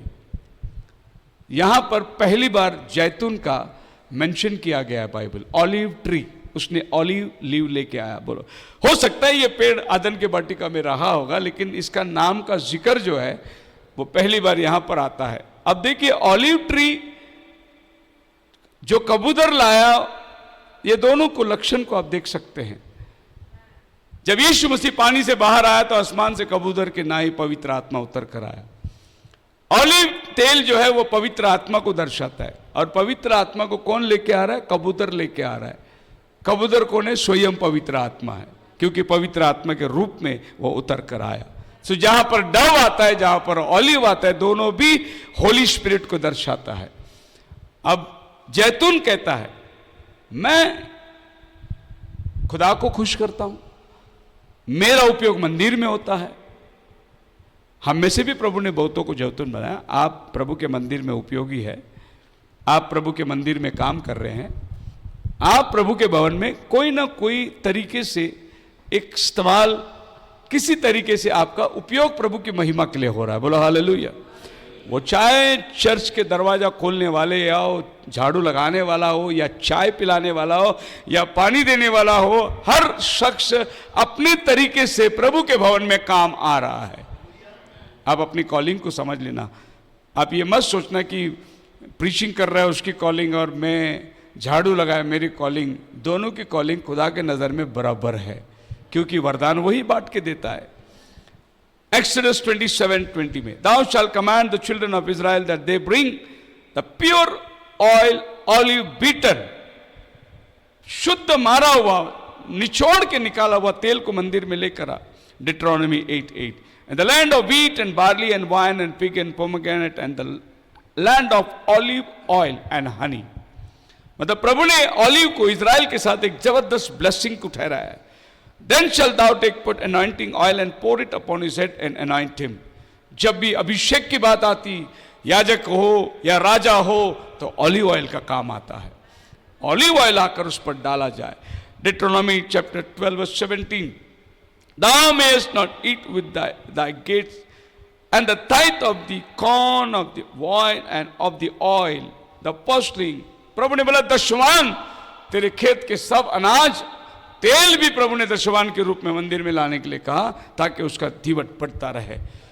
ऑलिव ट्री एक बहुत बड़ा दर्शन को भी पूरा करता है। ज़करिया चैप्टर 4:12 के अंदर ज़करिया ने तो ऑलिव ट्री को देखा, और ये ऑलिव ट्री को आप रेवल्यूशन चैप्टर में देख सकते हैं 11 में, कि ये दो व्यक्ति कौन हैं। ये वही है जो ज़करिया ने देखा, और ये लोग दीवट को तेल दे रहे हैं। दीवट क्या है? कलीसिया को ये दोनों प्रॉफिट तेल दे रहे हैं। ब्राइड रैप्चर में उठा लिए जाने के बाद ये दोनों का मिनिस्ट्री है, इजराइल को तेल देने के लिए लोग आने वाले हैं। और हम जानते हैं मूसा और एलिया की सेवा है। बोलो हालेलुया। तो ये दोनों की सेवा रेवलेशन चैप्टर 11 में है, लेकिन आप देख सकते हैं ज़करिया ने देख लिया एंड टाइम की प्रोफेसी के अंदर दो ऑलिव ट्री है जो पेड़ को, दीवट को तेल दे रही है। So anointing oil in the Old Testament a shadow of Holy Spirit. फिर आप देख सकते हैं रेवल्यूशन चैप्टर 6:6 के अंदर, काला घोड़ा आया तराजू को लेकर, गेहूं और जौ पर दाम लगा दिया गया, लेकिन एक आवाज आई, तेल और दाखरस को हानि मत करना। और हम सब जानते हैं नबी कहता है वो दुल्हन के लिए रखा हुआ है। तेल और दाखरस ये दोनों हमेशा साथ साथ चलती है। ऑलिव ऑयल एंड वाइन ये हमेशा साथ साथ चलती है। लूक चैप्टर 10 के अंदर एक दृष्टांत को पढ़ते हैं हम लोग। एक आदमी जरीको जा रहा था, रास्ते पर उसको मार के बेहाल करके डाल दिए। तो वहां से याजक गया, लेवी गया, लेकिन एक सामरी ने उसको उठाया, और बाइबल कहता है उसने उसको तेल और दाखरस दिया। दाखरस पीने से उसका जो जख्म है उसको सहने की उसको क्षमता आई, और तेल के अभिषेक से जख्म सूखने के लिए मदद आती है। ये दोनों साथ साथ चलती है। पेंतिकोस का दिन में ऊपरी कोठरी में जब पवित्र आत्मा उतर कर आया, जैतून का तेल आया, तो लोग नशे में झूम रहे थे। देखने वालों ने बोला ये क्यों शराब पिए हुए, वाइन पिए हुए है। देखिए जिधर होली स्पिरिट दिखाई देता उधर हमेशा वाइन का जिक्र होता, और जिधर वाइन का जिक्र होता उधर हमेशा होली स्पिरिट का जिक्र होता। ये दोनों पैरेलली साथ साथ चलते हैं। अगर आप ओल्ड टेस्टामेंट में जाओगे, 1 शमूएल 10:1 के अंदर, 1 किंग्स जो है 139 के अंदर, जब भी राजाओं का अभिषेक होता वो तेल के द्वारा अभिषेक होती थी। और ये तेल ऐसा नहीं जैसे आज हम लोग प्रार्थना करते थोड़ी तेल लिए यहाँ लगा दिए प्रार्थना करें। उन दिनों में ऑर्डिनेशन ऐसी होती थी, पूरी कुप्पी भर तेल उंडेला जाता था, उसके सर से लेके बैक के नीचे तक ये ऑलिव ऑयल से अभिषेक किया जाता था। तो ऑलिव ऑयल ने बोला मुझे राजा बनने का कोई शौक नहीं है, क्योंकि ऑलरेडी मेरे बहुत सारे गुण हैं जिससे प्रभु के काम हो रहे हैं। हालेलुया। किसी ने भी आकर आपको बोल दे पास्टर बन जाओ, मत बन जाओ। एक बार एक एल्डर अपने बेटे को लेकर आया पास्टर के पास में, बोले पास्टर जी मेरे बेटे को आप पास्टर बना दो, किसी भी तरीके से उसको पास्टर बना दो। पास्टर जी ने बोला मशीन खराब है। बोले मशीन खराब है? पास्टर जी मैं बोलता हूँ मेरे बेटे को पास्टर बना। बोले हाँ मशीन खराब है। पास्टर मैं समझा नहीं। बोले पास्टर क्या मशीन में थोड़ी बनते हैं, यहाँ डाल दिया हूँ पास्टर निकल गया। पास्टर के लिए रगड़ पट्टी करनी पड़ती है। क्या क्या अनुभव करके पास्टर की जगह पे आना है ये आपको मालूम नहीं है। वो पास्टर नहीं है जो बाइबल कॉलेज से आके खड़ा हो गया। हमारे अंबरनाथ में एक डिनोमिनेशन के पास्टर आए थे, जस्ट ट्रांसफर होके आए थे, और वो आया पहला दिन, उसका पहला सरमन था, उसने बहुत अच्छी से इंट्रोडक्शन दिया। देखो मैं पास्टर बनने का करके नहीं बना, मैं स्कूल कॉलेज करके बाहर निकला, नौकरी मिली नहीं, बहुत जगह में एप्लीकेशन डाला, कहीं भी नौकरी नहीं आई। तो किसी ने आइडिया दिया तो पास्टर का कोर्स क्यों नहीं करता, वैकेंसी बहुत है। और मैंने पास्टर का कोर्स किया, सर्टिफिकेट लिया, मैं पास्टर बन के आया। इसीलिए ऐसा भूल मत करो कि प्रभु ने मेरे को भेजा, मैं नौकरी पे आया हूं। और शादी आ गई, उस शादी में पास्टर जी बैठे थे, एक जन ने पूछा आपको वाइन चलेगा? बोला स्टील के ग्लास में दो। चल जाएगा लेकिन स्टील के गिलास, कांच के गिलास में मत देना, क्योंकि इसको प्रभु ने नहीं भेजा, ये बन के आया। उसको जॉब नहीं मिल रही थी और आज ये सबसे बेटर ऑप्शन है। जॉब नहीं मिला पास्टर बन जाओ, बहुत सी जगह में ऐसे भी पास्टर बन रहे। सो ऑलिव ऑयल बोलता है कि मैं ऑलरेडी खुदा के इतने काम आती हूं, मुझे राजा बनने की शौक नहीं है। उसने इनकार कर दिया। पैराबल्स, फिर उन्होंने गया दूसरा पैराबल्स जजेस 9:10 में अंजीर के पेड़ के पास गए, बोले कि तू हमारे लिए राजा बन जा। अब अंजीर का पेड़ अपना स्टोरी सुनाया। अंजीर का पेड़ का नाम पहले उत्पत्ति की किताब में हम पाते हैं, आदम और हवा जब पाप में गिरे, उन्होंने अंजीर के पत्ते निकालकर अपने लिए अंगरखा बना लिया। बोलो हालेलुया। मतलब अंजीर का पत्ता से नग्नता ढांपा गया। खुदावन की समक्षता में खड़े रहने के लिए अंजीर के पत्ते काम आए। तो मैं जब बात अंजीर के आ जाती तो आपको जेनेसिस से समझाता हूं अंजीर क्या क्या काम में आया। और अंजीर क्यों बोला मैंने राजा बनना है, क्योंकि ऑलरेडी मैं बहुत सेवा कर ही रही हूं। मेरा मिठास से मैं लोगों को खिलाती हूं, भूखे मेरे पास आते हैं, मेरा स्वादिष्ट फल खाकर वो आनंद मनाते हैं। मेरे को क्यों आप प्रमोट करके राजा बनाना चाहते हो? अंजीर की बात आ जाए तो बाइबल हमें कहता है, New Testament John chapter 1 verse 48 से 50 तक, जब फिलिप नतानियल के पास गया, बोला हमें मसीहा मिल गया है। तो नतानियल आया प्रभु के पास में, प्रभु ने बोला तू सच्चा इजरायली है। उसने बोला प्रभु पहली मुलाकात है हमारी, इसके पहले मैं कभी आपसे मिला नहीं, आप मुझे कैसे जानते? प्रभु ने बोला इससे पहले फिलिप तेरे पास आया तो अंजीर के पेड़ के तले था, मैंने तुझे देख लिया है। तो ये गौर करना, अंजीर का पेड़, मैंने पहले बोला अंजीर का पेड़ इज़राइल को दर्शाता है, इसीलिए यीशु मसीह ने नतानियल को बोला तू सच्चा इज़राइली है। हालेलुया।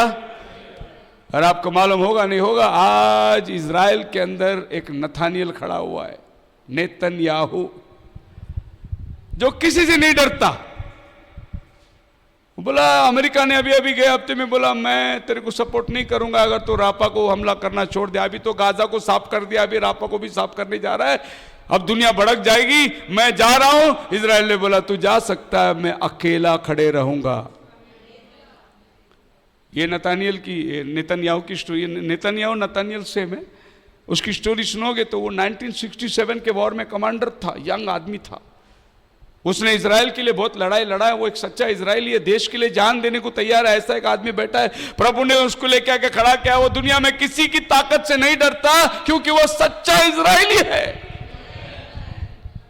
शिमोन पेरेस करके एक आ गया था इजराइल के ऊपर।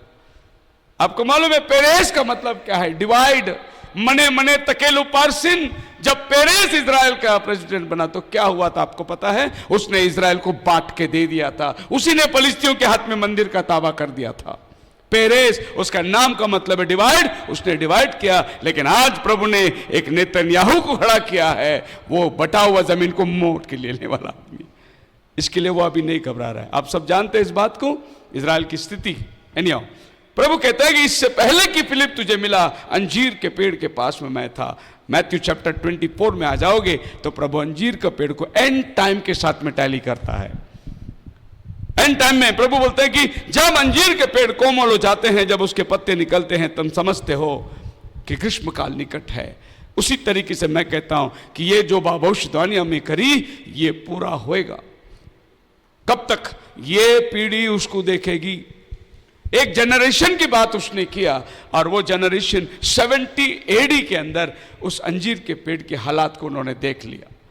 एक दर्शक, एक पीढ़ी की बात उसने करी। प्रभु ने अंजीर के पेड़ को उनके लिए उपमा बना दिया। सो जजेस 9 में जाएंगे फिर से, but the fig tree said, should I forsake my sweetness? क्या मैं मेरी मधुरता को खो दूं? लोग बड़े भूखे मेरे पास आते हैं, मैं अपना क्वालिटी उनको देना। आप समझ रहे मेरी बात को? प्रभु ने आपको एक मधुरता दिया है। प्रभु ने आपको एक अंजीर के फल के समान कलीसिया में खड़ा किया है।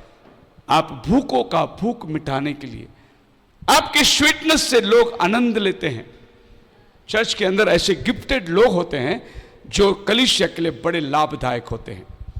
तो अंजीर का पेड़ कहता है, जब मैं हूं प्रभु के सानिध्य में, मेरी मिठास से लोग, and my good fruit and to go and promote it over the trees, क्या मैं जाके दूसरे पेड़ों के ऊपर राजशाही बनो, राजा बन जाऊं? मुझे नहीं चाहिए। जो सेवा प्रभु ने मुझे दिया है मैं इसी में संतुष्ट हूं। बोला हालेलुया। एक ऑलिव ट्री ने इनकार कर दिया, अंजीर के पेड़ ने भी इनकार कर दिया, मुझे भी राजा नहीं बनना है, क्योंकि उसकी अपनी अलग क्वालिटी थी। आप भी, प्रभु ने आपको अपने वरदानों से भरा है। आप प्रभुता करने के लिए, दूसरे के ऊपर हुकूमत चलाने के लिए, बोले वो मेरा काम नहीं। जो क्वालिटी प्रभु ने मुझे दिया है मैं उसी को इस्तेमाल करूंगा। प्रभु के भवन में मैं काम आती हूं, भूखों को मैं स्वादिष्ट करती हूं। बोलो हालेलुया। साधु सुंदर सिंह कहता है कि जब वो जंगलियों के बीच में चला गया और लोगों ने उसे घेर लिए, और जो उनका प्रधान था उसके गले में खोपड़ियों का माला पहना हुआ है, अब वो इसको भी खा जाएगा। अब उसको कैसे एक्सप्रेशन करे? तो इसके थैले में एक सेब था, सुंदर सिंह के थैले में। उसने वो सेब निकालकर उस प्रधान को दिया, बोला खाओ, इशारा किया, और वो प्रधान ने उस सेब को मुंह में चबाया। जब उसकी रस उसके मुंह में आई तो प्रधान जो खुंकार था वो स्माइल करने लगा, उसकी मिठास उसके मुंह में आई। अब समझ में आया कि ये अपना दुश्मन नहीं है, ये अपना दोस्त है। अंजीर का पेड़ बोलता है, मैं जब लोगों को मिठास देता हूं, मैं लोगों को दोस्त बनाता हूं, मेरा मित्रता, आप मेरे साथ है। कलीसिया के अंदर एक ऐसा भाई होता है जो फैमिली की डिस्प्यूट में जाकर बैठ के उसके लिए सलाह मशुरा करता है, डिस्प्यूट को दूर करता है, दो भाइयों के बीच में झगड़े दूर करता है, मेल मिलाप की बात करता है।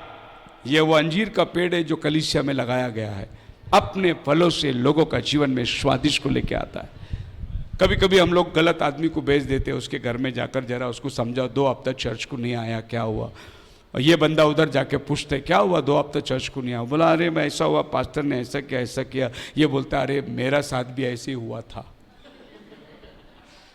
इसके लिए मैं आजकल थोड़ा पीछे रहता हूं। फिर आइए हम दोनों जन मिल गए, अभी दोनों मिलकर तीसरा एक षड्यंत्र बनाने। अय्यूब, जब बेचारा, स्टोरी मालूम है अय्यूब को, उसके दोस्त आए उसको समझाने के लिए। आप लास्ट चैप्टर में क्या देखते हैं? परमेश्वर ने उनको दोस्त को मारने को हाथ बढ़ाया। अय्यूब बोला प्रभु मत मार, वो मेरे समारस के लिए आए, मेरे खुशहाली के लिए बात करने को। बोले जैसा वो बोलना चाहिए था वैसा नहीं बोला वो, इसलिए मैं अभी उनको मारने पर हूं। याद रखना, आप किसी के घर में जाकर जितना बोलना चाहिए, जैसा बोलना चाहिए, अगर नहीं बोलोगे प्रभु का हाथ आपके ऊपर उठेगा। उतना ही बोलना जितना प्रभु ने आपको बोलने के लिए भेजा था। पहला राजा 13वां अध्याय के अंदर प्रभु ने बोला एक नबी को तू जा, वहां पर खाना भी मत खाना, पानी भी मत पीना, जिस रास्ते से तू गया उस रास्ते से आना नहीं, दूसरे रास्ते से निकल जा। ये वहां गया, उस गांव में अपना काम किया, खाना खाने के बोले वहां एक नबी आ गया, बोला अभी अभी प्रभु ने मुझसे बोला कि तू खाना खा, पानी पी और उसी रास्ते से जा। और ये खाना खाया, पानी पिया, उसी रास्ते से जाने के टाइम एक शेर आकर उस नबी को मार दिया। नीचे लाश पड़ी है, गधा जिंदा है, गधा को कुछ नहीं किया उसने, खाली प्रॉफिट को ही मारा। किसी ने जाकर कह दिया अरे तेरे घर से गया नबी अभी वहां मरा पड़ा हुआ है। जब प्रभु ने कहा मत खाना मत पीना, उस रास्ते से मत जाना, फिर दूसरे प्रॉफिट को प्रभु कैसा बोल देगा कि खाना खा, पानी पी। हमारा प्रभु बदलने वाला परमेश्वर नहीं है। उसने एक बार कह दिया हाँ तो हाँ और आमीन के साथ है। हमारे चर्च में एक बार ऐसा हुआ था, बहुत साल पहले की बात है।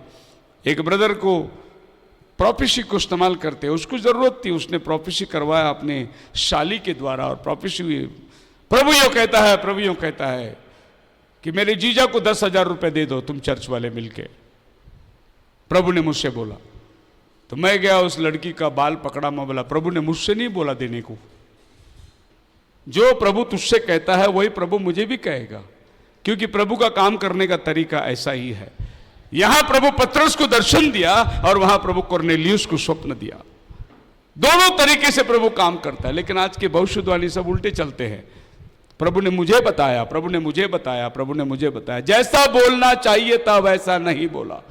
अंजीर का पेड़ ने इनकार कर दिया, बोला मेरे जीवन से जो अच्छी बात है उसके अलावा मैं राज करने की तैयारी नहीं करता हूं। फिर लोगों ने गया तीसरा पेड़ के पास 9-12 और ये पेड़ था वाइन, दाखलता के पास गए। पढ़िए जजेस 9-13। आप मेरे साथ हैं? बस मैं अभी फिनिश करने वाला हूं। मैं हाँ हाँ हाँ, परमेश्वर और मनुष्य दोनों को मैं खुश करता हूं। ये काम धंधा छोड़ के मेरे को क्यों यार बिशप बना रहे हो तुम लोग? अभी का देखे आप, बहुत अजीब अजीब लोग। आप पंजाब में जाओगे तो बढ़िया। एक पास्टर जी आया मेरे पास, बोले पास्टर जी, उसका नाम भी अच्छा नाम बोलना नहीं चाहता मैं, बोले पास्टर जी क्या मैं शादी कर सकता हूं क्या? अबे तेरे को पास्टर बनाया किसने बिना शादी का? बोलते एक पति का पत्नी का पति होना चाहिए, तो बिना पत्नी का पास्टर बना कैसा? घूम रहे पास्टर। और हमारे बड़े बड़े बुजुर्ग जो नामशीन पास्टर है, जो इंडिया फॉरेन कंट्रीज के दौरा लगाते हैं, इनके मिनिस्ट्री में काम करते हो लोग। अभी मेरे पास में जब मैं पंजाब गया था तो एक मेरे को चर्च में इनवाइटेशन दिया था, बोले आओ प्रचार करो। और मैंने बोला ठीक है, जिसने मीटिंग करी थी मैंने बोल दिया कर दो मीटिंग। मुझे नहीं मालूम किसके चर्च में मुझे ले जा रहे हैं, मुझे नहीं मालूम वो पास्टर कौन है। तो मैंने हाँ बोल दी, बोली एक पास्टर जी आपको बुला रहे। और बाद में जब मैं पंजाब पहुंचा तो मेरे को फोन के ऊपर फोन के ऊपर फोन, आप उसके पास कैसे जा रहे? बोले मुझे नहीं मालूम मैं किसके पास जा रहा हूं, यहाँ के पास्टर लोगों ने ऑर्गेनाइज किया। नहीं आपको मालूम है उसको 2 पत्नी है। हो सकता है, मुझे नहीं मालूम, लेकिन आप उसके पास कैसे जा रहे? अरे मैं वचन के लिए किधर भी जाएगा। नहीं आपको मालूम है वचन के विरुद्ध में काम करता है, उसकी 2 पत्नी है। मैं बोला मेरा प्रभु भी पापियों के लिए आया ना, मैं जा रहा हूं पापियों के पास। उसके बाद में मेरे को बोला अगर आप वहां जाएंगे तो आपका नाम खराब होगा। मैं बोला नाम तो मेरा प्रभु का भी खराब हुआ, पातो पापियों का मित्र। मत्ते के घर में चुंगी लेने वाले के घर में बैठा था, जक्के के घर पे बैठा था, ये तो नाम उसका भी खराब हुआ। होने दो, ठीक है। अगर आप जाएंगे उधर तो मेरी एक बात सुनो। मैं बोला बोलिए। आप मैरिज एंड डाइवोर्स प्रीचिंग करो उधर। भाई मैं मैरिज एंड डाइवोर्स प्रीचिंग करने थोड़ी बॉम्बे से इधर, मुझे प्रभु जो संदेश देगा मैं दे के आऊंगा। नहीं आप ये वाला प्रीच करो। मतलब लोगों का इंटेंशन देखो कितना खराब है। और मैंने कहा भाई मैं कल जा रहा हूं, प्रीचिंग करूंगा, मेरी प्रीचिंग ऑनलाइन चलेगी। अगर मेरी प्रीचिंग में कोई भी खोट मिला तब आप मुझसे बात करना, मैं बंधा हुआ हूं। और मीटिंग हो गई। उस रात फोन आया, बोला ब्रदर बहुत बढ़िया मैसेज था।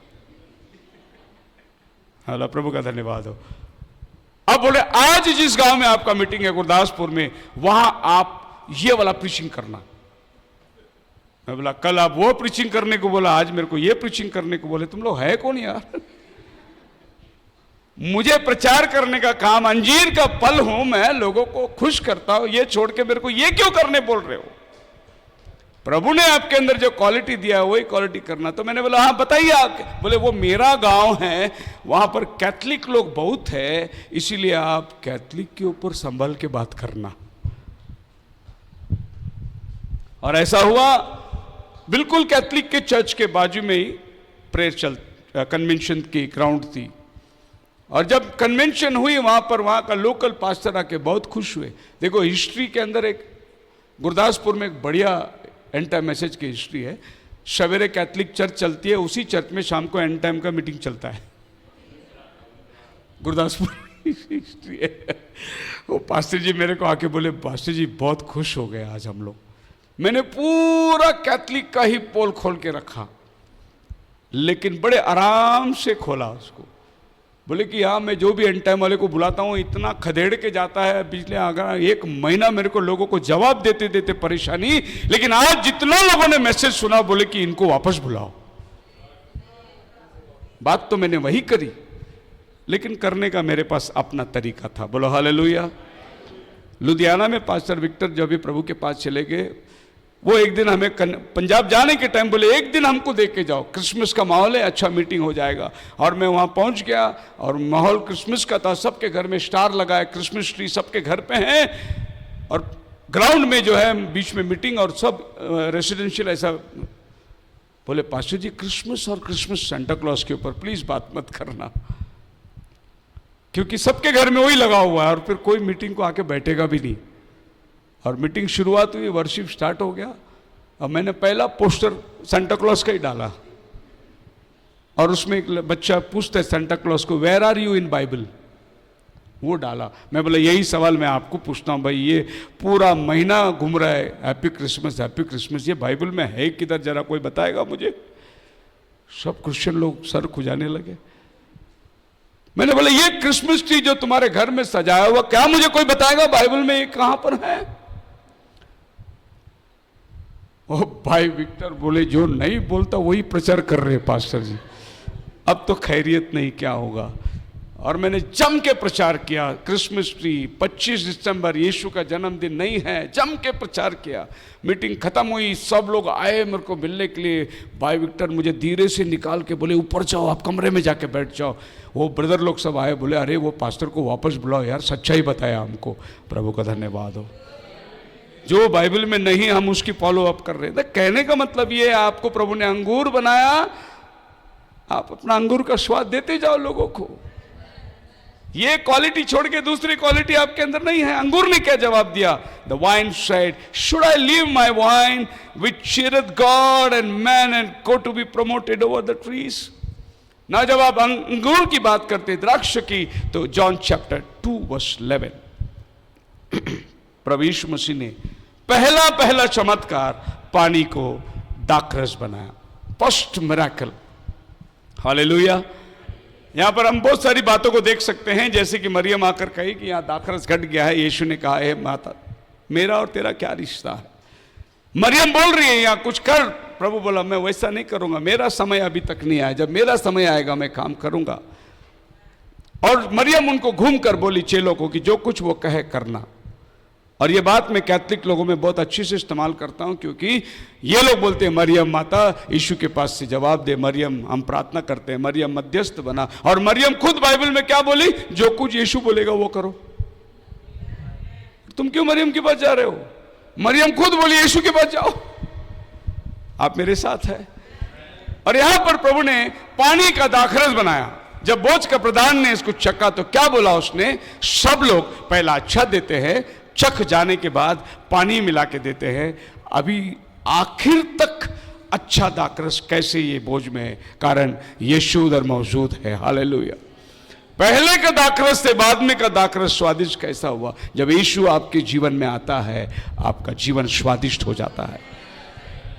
आपको लोग बोलेंगे अरे पहले आप ऐसे नहीं थे, पहले तो आपको बहुत गुस्सा आता था, अभी कमाल है बदल गए आप। अजी बदल नहीं गया, यीशु आया है। यीशु आने से हमारा जीवन बदल गया है। हालेलुया।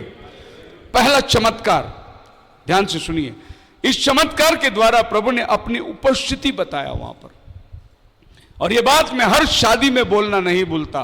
प्रभु ने अपना पहला चमत्कार एक शादी से करी, और ये दुनिया का खात्मा भी एक शादी से होने वाली है। ये दुनिया की शुरुआत एक शादी से करी, आदम और हवा की शादी से। फिर आदम भटक गया, पाप में गिर गया, वो उद्धारकर्ता बनकर आया। उस बचाने के लिए आदम को एक शादी में उसने चमत्कार किया, और अब वो आने वाला है बादलों पर अपने दुल्हन को ले जाकर एक बड़ी शादी में रखेगा, और ये दुनिया का न्याय करने को आने वाला है। रेवलेशन 19 में शादी होती है, रेवलेशन 20 में देखो क्या होता है। शैतान पकड़कर बांध दिया गया, 1000 साल के लिए गड्ढे में डाल दिया गया। शादी से दुनिया की खात्मा हो रही है। प्रभु अपना चमत्कार इस शादी से शुरुआत करी। लूक चैप्टर 22 में आ जाएंगे। बाइबल कहता है, he took the bread and give thanks and broke and give it to them. प्रभु ने दाखरस ली, रोटी ली, बोला ये मेरा शरीर है, ये मेरा लहू है जो तुम्हारे लिए बहाया गया है। वाइन का मतलब प्रभु यीशु का लहू। पहला कुरिन्थियन 11 अध्याय के अंदर पौल कहता है, ये बात मुझे प्रभु से पहुंची और मैंने तुम्हें पहुंचा दी। जिस रात वह पकड़वाया गया उस रात रोटी ली और दाखरस कटोरे में लेकर उसने प्रार्थना किया। यहां पर फिर वाइन का जिक्र होता है, फिर लास्ट में वाइन का जिक्र होता है रेवलेशन के अंदर। सो अंगूर बोलता है, जब मेरी इतनी क्वालिटी है, मैं ये क्यों छोड़ के राजा बनूं। Hallelujah. Isaiah 55:1 Come all you thirsty, come unto the waters, and you who have no money, come and buy and eat. Come buy wine and milk without money and without cost. आओ दाखरस मुझसे ले लो, दूध लो। जो खाने की वस्तु नहीं उस पे क्यों पैसे बर्बाद कर रहे हो? जो खाने की वस्तु है वो मैं मुफ्त में दे रहा हूं। जीवन मुफ्त में मिलता है। लोग जाके शराब खरीद रहे, खरीद के पीते। जो खरीद के खीते पीते वो वास्तव में खाने की वस्तु नहीं। जो वास्तव में खाने की वस्तु है वो प्रभु मुफ्त में देता है। आप मेरे साथ हैं? तो 9:13 में लिखा है, the vine said should I leave my wine. No, मेरे को राजा नहीं बनना है, मैं मेरी अपनी क्वालिटी से प्रभु की महिमा करूंगा। हो गया। तीसरा पेड़ ने भी इनकार कर दिया। चौथे पेड़ के पास जाएंगे, फिर जड्जस में जाएंगे वर्ष 14 के अंदर। अब जितने भी फलदायक वृक्ष है सब ने इनकार कर दिया कि हम नहीं बनेंगे। अब ये कांटे के झाड़ के पास जा रहे, ब्रैम्बल्स। हालेलुया। कभी कभी कांटे का झाड़ भी पीएम बन जाता है, बड़ा दिक्कत हो जाती है। कांटे के झाड़ के पास बोलते तू हमारा राजा बन जा। कांटा का झाड़ उनको पूछता है, सच में तुम्हारे दिल में ये उमंग है कि मैं राजा बनूं? क्या तुम मेरे को ढकेल रहे हो? वाक्य में तुम सोचते हो कि तुम्हारा राजा कांटे का झाड़ बने? दिल की सच्चाई पूछ रहा हो। ऐसे बहुत से लोग जबरदस्ती बन जाते हैं। आप सोचना है कि लोग आपको पसंद भी करते हैं क्या नहीं करते। वाक्य में बहुत से लोग का लाइफ कांटे के समान होते। देखो, आप उसके नजदीक जा ही नहीं सके, चुप जाएगा वो। बड़ा डेंजरस किस्म के लोग होते हैं।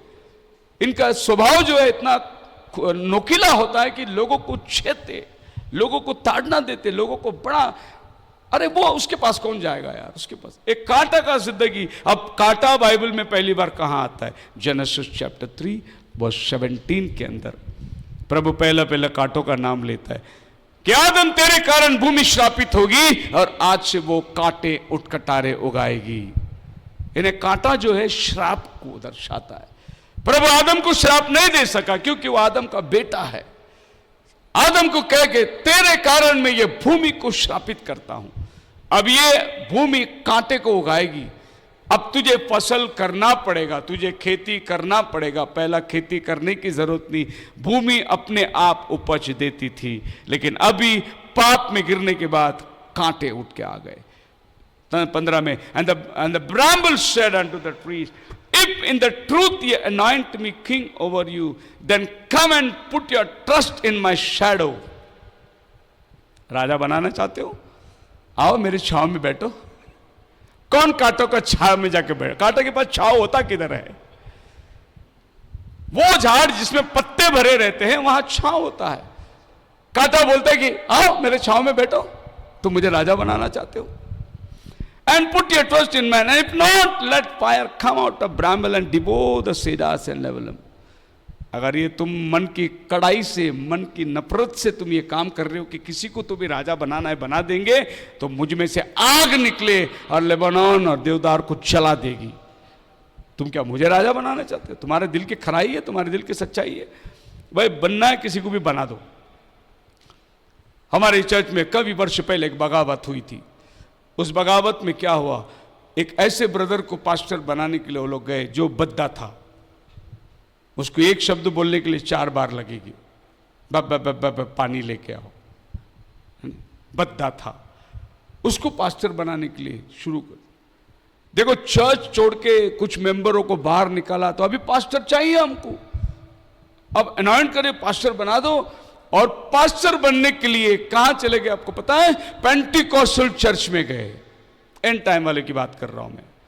और वहां फॉर्म भर के उसका नाम दे दिया, बोला इसको पास्टर बनाना है। और पेंटिकॉस्टल चर्च में वो दिन पूरा पास्टर के अभिषेक, सर्टिफिकेट, 500 रुपीज फीस, सब भर के हो गया। और ये खबर मुझे आ गया कि ब्रदर वो जो भाई निकल के गए वो उसकी पास्टर की ऑर्डिनेशन है अभी। तो मैं अपने 1-2 ब्रदर लोग को लेके जाके उधर बैठ गया, कैमरा लेके बैठा था मैं बोला जैसा पेंटिकॉस्टल वाला इसको बुलाएगा और उसको ऑर्डिनेशन करेगा और पूछेगा ना कोई ऑब्जेक्शन है क्या, तो पहला ऑब्जेक्शन मेरा होगा। मैं बोलेगा भाई को जरा प्रार्थना करने को बोलो, उसके बाद में इसको पास्टर ऑर्डिन करो, क्योंकि वो प्रार्थना करते करते बा करते चला जाएगा। और बद्दा आदमी के बारे में बात आती है तो मैं एक बात बताता हूँ। एक बार ऐसे ही मार्केट में सब्जी लेने को गया आदमी और बोलने लगा बैंगन कैसे दिया? बैंगन वाले ने बोला 10 रुपये किलो। इसने बोला साहब जी बैंगन कैसे दिया? बोले कैसे दिया? उसने बोला 10 रुपये। उसके कॉलर पकड़ के खींच लिया, उसको पकड़ के धुलाई करने लगा। बोला मेरा नकल करता है, मजाक उड़ाता है। वो बोले नहीं। पब्लिक आए, दोनों को छुड़ाए। बोले भाई क्या प्रॉब्लम क्या? बोले ये मेरा नकल करता है। वो बोले नहीं ये मेरा नकल। पता चला दोनों भी बद्दे थे। समझ नहीं पाया, ये सोचा कि वो नकल कर रहा है उसका। सो बद्दे को अगर पुलपिट में खड़ा रहे तो कांग्रीगेशन को संदेश कैसा मिलेगा? आप मेरे साथ है? हालेलुया। मतलब बना दो किसी को, काम निकल जाए, बात बन जाए कि कोई तो भी हमारा आगे खड़ा होना चाहिए।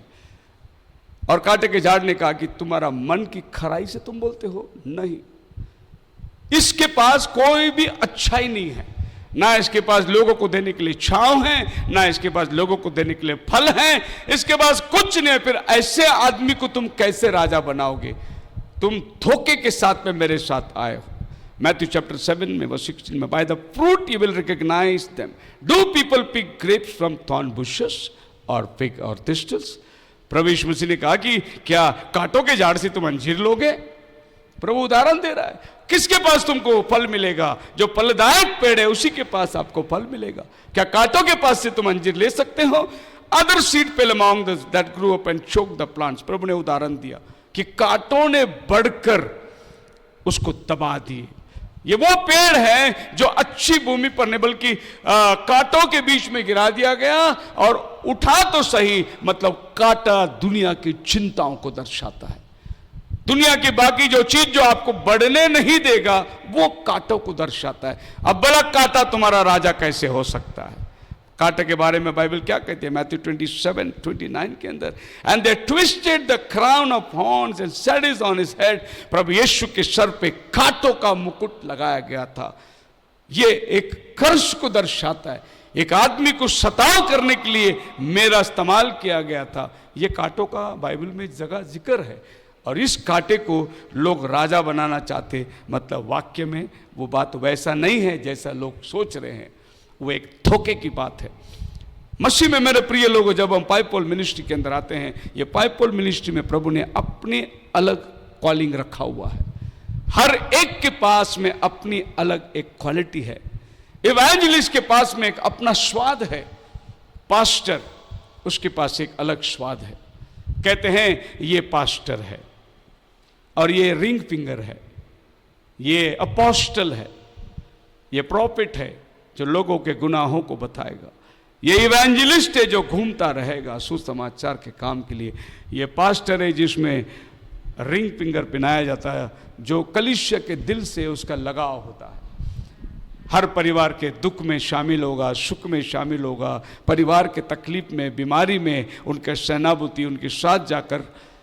और यह टीचर जो कान के मैले निकालती है, डॉक्ट्रिनल पॉइंट हो, उसके हर एक का अपना अपना क्वालिटी है। मसीह में मेरे प्रिय लोगों, प्रभु ने आपके अंदर भी क्वालिटी दिया है। आप ऐसा मत सोचो कि मैं बंजर हूं, मैं कांटे का झाड़ हूं, मेरे पास कोई आता नहीं, मेरे पास कोई बोलता नहीं। नहीं, आपके पास खुदा ने एक क्वालिटी दिया हुआ है। अगले 3 दिन हम एक क्वालिटी को ढूंढ के निकालेंगे कि वो क्या गुण है जो प्रभु आपको दिया है और आप कैसे अपने गुण से प्रभु की सेवा कर सकते हैं। हो सकता है आप अंजीर हो तो आप कैसे प्रभु की सेवा करेंगे, अगर आप जैतून हो तो आप कैसे प्रभु की सेवा करोगे। इस तरीके से खुदावन आज के संदेश से आपका मन को तैयार करे। आइए हम लोग प्रार्थना के अंदर जाएंगे, अपने स्थानों पर खड़े हो जाएंगे और एक उम्मीद और आशा आपके जीवन में निर्माण होने दो कि प्रभु मैं क्या हूं, मुझे तूने क्या वरदान दिया है, मेरे जीवन से तू क्या लाभ पाता है। प्रार्थना के अंदर जाएंगे। सब लोग अपने आंखों को बंद करें।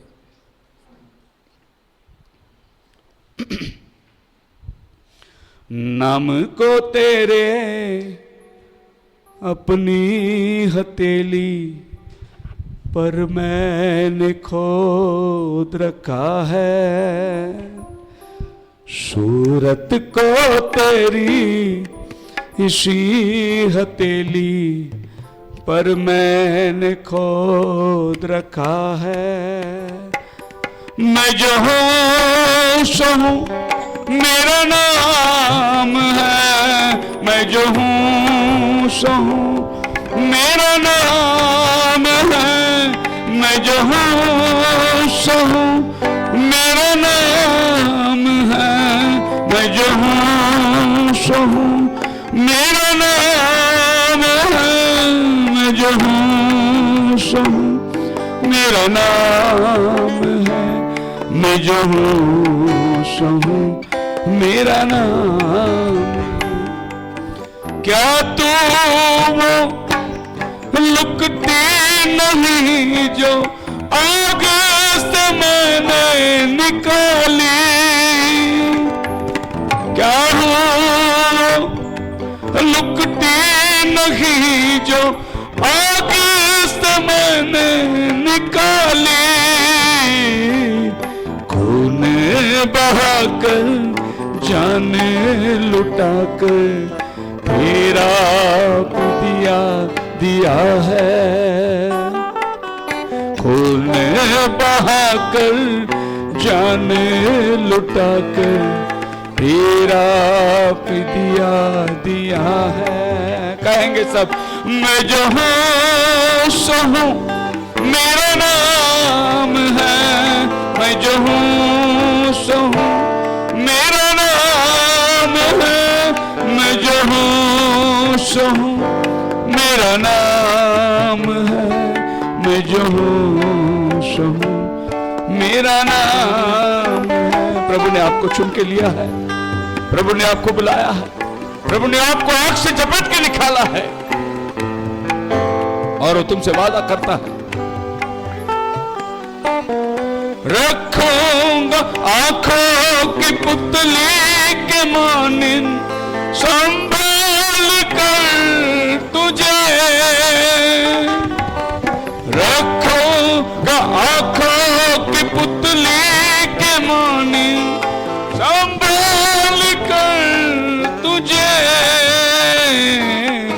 साया मेरा साथ रहेगा, ये मैंने वादा किया है।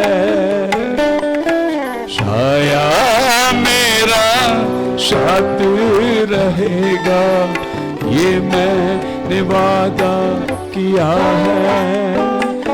मैं जो हूँ सो हूँ मेरा नाम है, मैं जो हूँ सो हूँ मेरा नाम है, मैं जो हूँ सो हूँ मेरा नाम है, मैं जो हूँ सो हूँ मेरा नाम।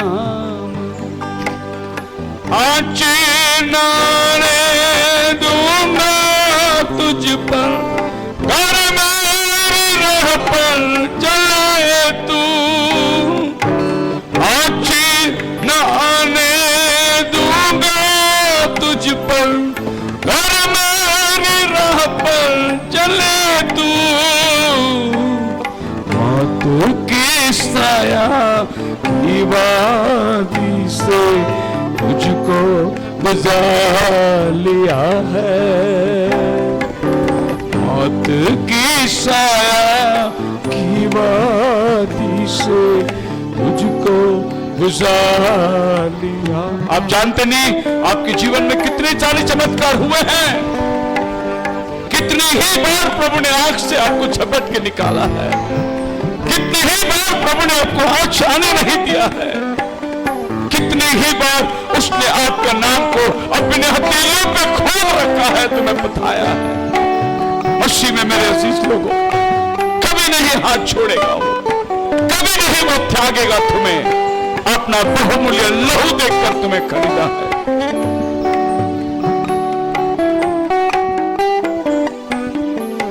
मौत की साया की वादी से तुझको गुजार लिया है। और हमारा भरोसा उस पर इसलिए है, मैं जहां सहूं मेरा नाम है, मैं जहां सहूं मेरा नाम है, मैं जहां सहूं मेरा नाम है, मैं जहां सहूं मेरा नाम।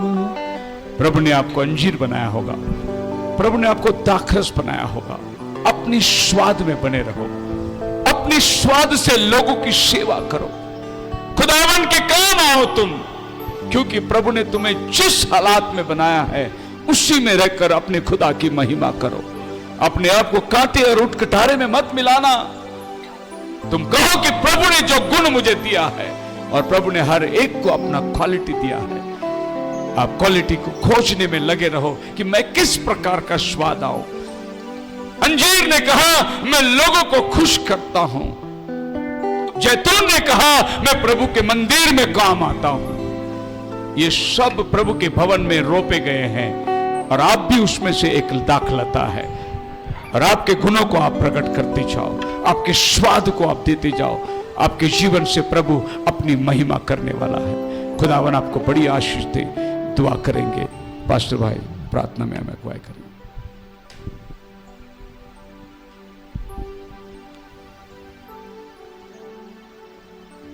प्रभु तूने हमसे बातें करी, तूने हमारे अंतकरण को छेदा है प्रभु, और तूने कहा है जो अच्छा पेड़ है वो अच्छे फल लेके आता है। तो प्रभु तूने यहां बारिश भेजी है पवित्र आत्मा की, तू ऐसी मदद कर प्रभु। जितने भाई और बहन आए हैं प्रभु, कोई भी उसमें कांटा हो, और प्रभु कोई भी झड़बेरी ना हो प्रभु, बल्कि वो फलदायक वृक्ष हो प्रभु। कोई ऑलिव हो, कोई अंजीर हो प्रभु, और कोई वो वाइन हो, ताकि वो तेरे दाखरस उसमें से निकले, वो उमड़ता रहे प्रभु, वो तेल से अभिषेक किया हुआ हो प्रभु। ओ हम तेरा धन्यवाद देते हैं प्रभु यीशु मसीह कि तूने आज हमारे से बातचीत करी है। कोई भी हम तेरी सेवा में कांटे वाले ना हो, बल्कि सेवा में बढ़ोतरी करने वाले लोग हो प्रभु। प्रत्येक भाई और बहन और बालक जो यहाँ पे 3 दिन रुकते हैं प्रभु जी, वो प्रभु किसी भी रोड़े का कारण ना हो, बल्कि प्रत्येक जने की मदद का कारण हो, और यहाँ पर लोग उस अभिषेक को लेकर के जाने वाले हो। ऐसी तो कृपा कर। और प्रभु जी एक एक भाई और एक एक बहन के हृदय से तू बात करी है, यह मैं विश्वास करता हूँ प्रभु। कोई भी कठिन परेशानी में, परिस्थितियों में आया हो, जो टूटा हुआ हो प्रभु, तू उसके हृदय को आज उस पर तूने मलहम लगाया है प्रभु। जो आज किसी भी रीति से इंडिफरेंट हो प्रभु, तू उसको मिठास से भर दे प्रभु, ताकि वो मिठास को लेके जाने वाला हो। हम ऐसे पेड़ हो जहाँ छाया मिले, जहाँ मिठास मिले, ताकि वो प्रभु वो भी खा करके मीठा हो जाए। ऐसे तो कृपा कर प्रभु, हमें मिठास से भर प्रभु, हमें अभिषेक से भर प्रभु, और होने दे प्रभु जी कि जो भी हमसे संगति करता है वो भी मिठास से भरता चला जाए। ओ तेरा धन्यवाद हो क्योंकि तू सच्चा और जिंदा खुदा है। हम तेरा धन्यवाद देते हैं कि तूने पास्टर शेखर को इस्तेमाल किया प्रभु। ओ तू कल और पर हमसे बातचीत करेगा, ये हम विश्वास करते हैं प्रभु। तू भाई डेंजल को आशीष दे प्रभु यीशु मसीह।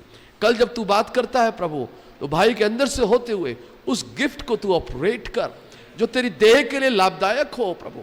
प्रत्येक जना उस देह का के अंदर साटा गया है प्रभु तेरे आत्मा के द्वारा। ओ प्रभु हम तेरा धन्यवाद देते हैं। ओ पास्टर शेखर की कलीसिया को प्रभु जिन लोगों ने अपने आप को स्पेयर किया अपने पास्टर को ताकि वो यहाँ आ सके, इन बातों के लिए हम प्रभु तेरा धन्यवाद देते हैं ताकि ये गिफ्ट ऑपरेट हो सके प्रभु, ताकि उसके अंदर से वो मिठास और वो बातें जो ज्ञान की तूने दी प्रभु उससे कलीसिया को लाभ पहुंचे। जितने भी लोग आए हैं प्रभु उनको वहां लाभ हो, सब बातों में तुझको महिमा मिले।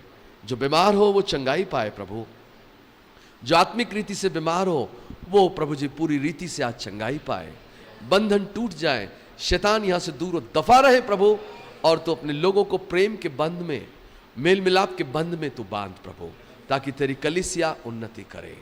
सब बातों में तुझको महिमा मिले, यीशु मसीह के नाम से मांगते हैं, आमीन। Till we meet, till we meet, till we meet at Jesus' feet. Hallelujah. Till we meet,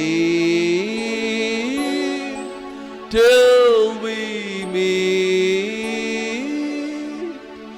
God be with you till we meet again.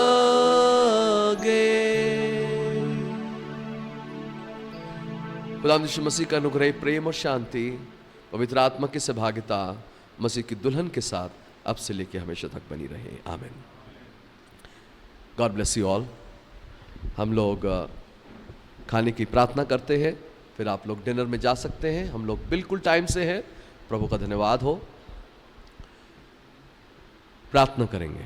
महान खुदावंद प्रभु यीशु मसीह, हम इस भोजन जो लगाया गया है उसके लिए तुझसे विनती प्रार्थना करते हैं, उसे तू छू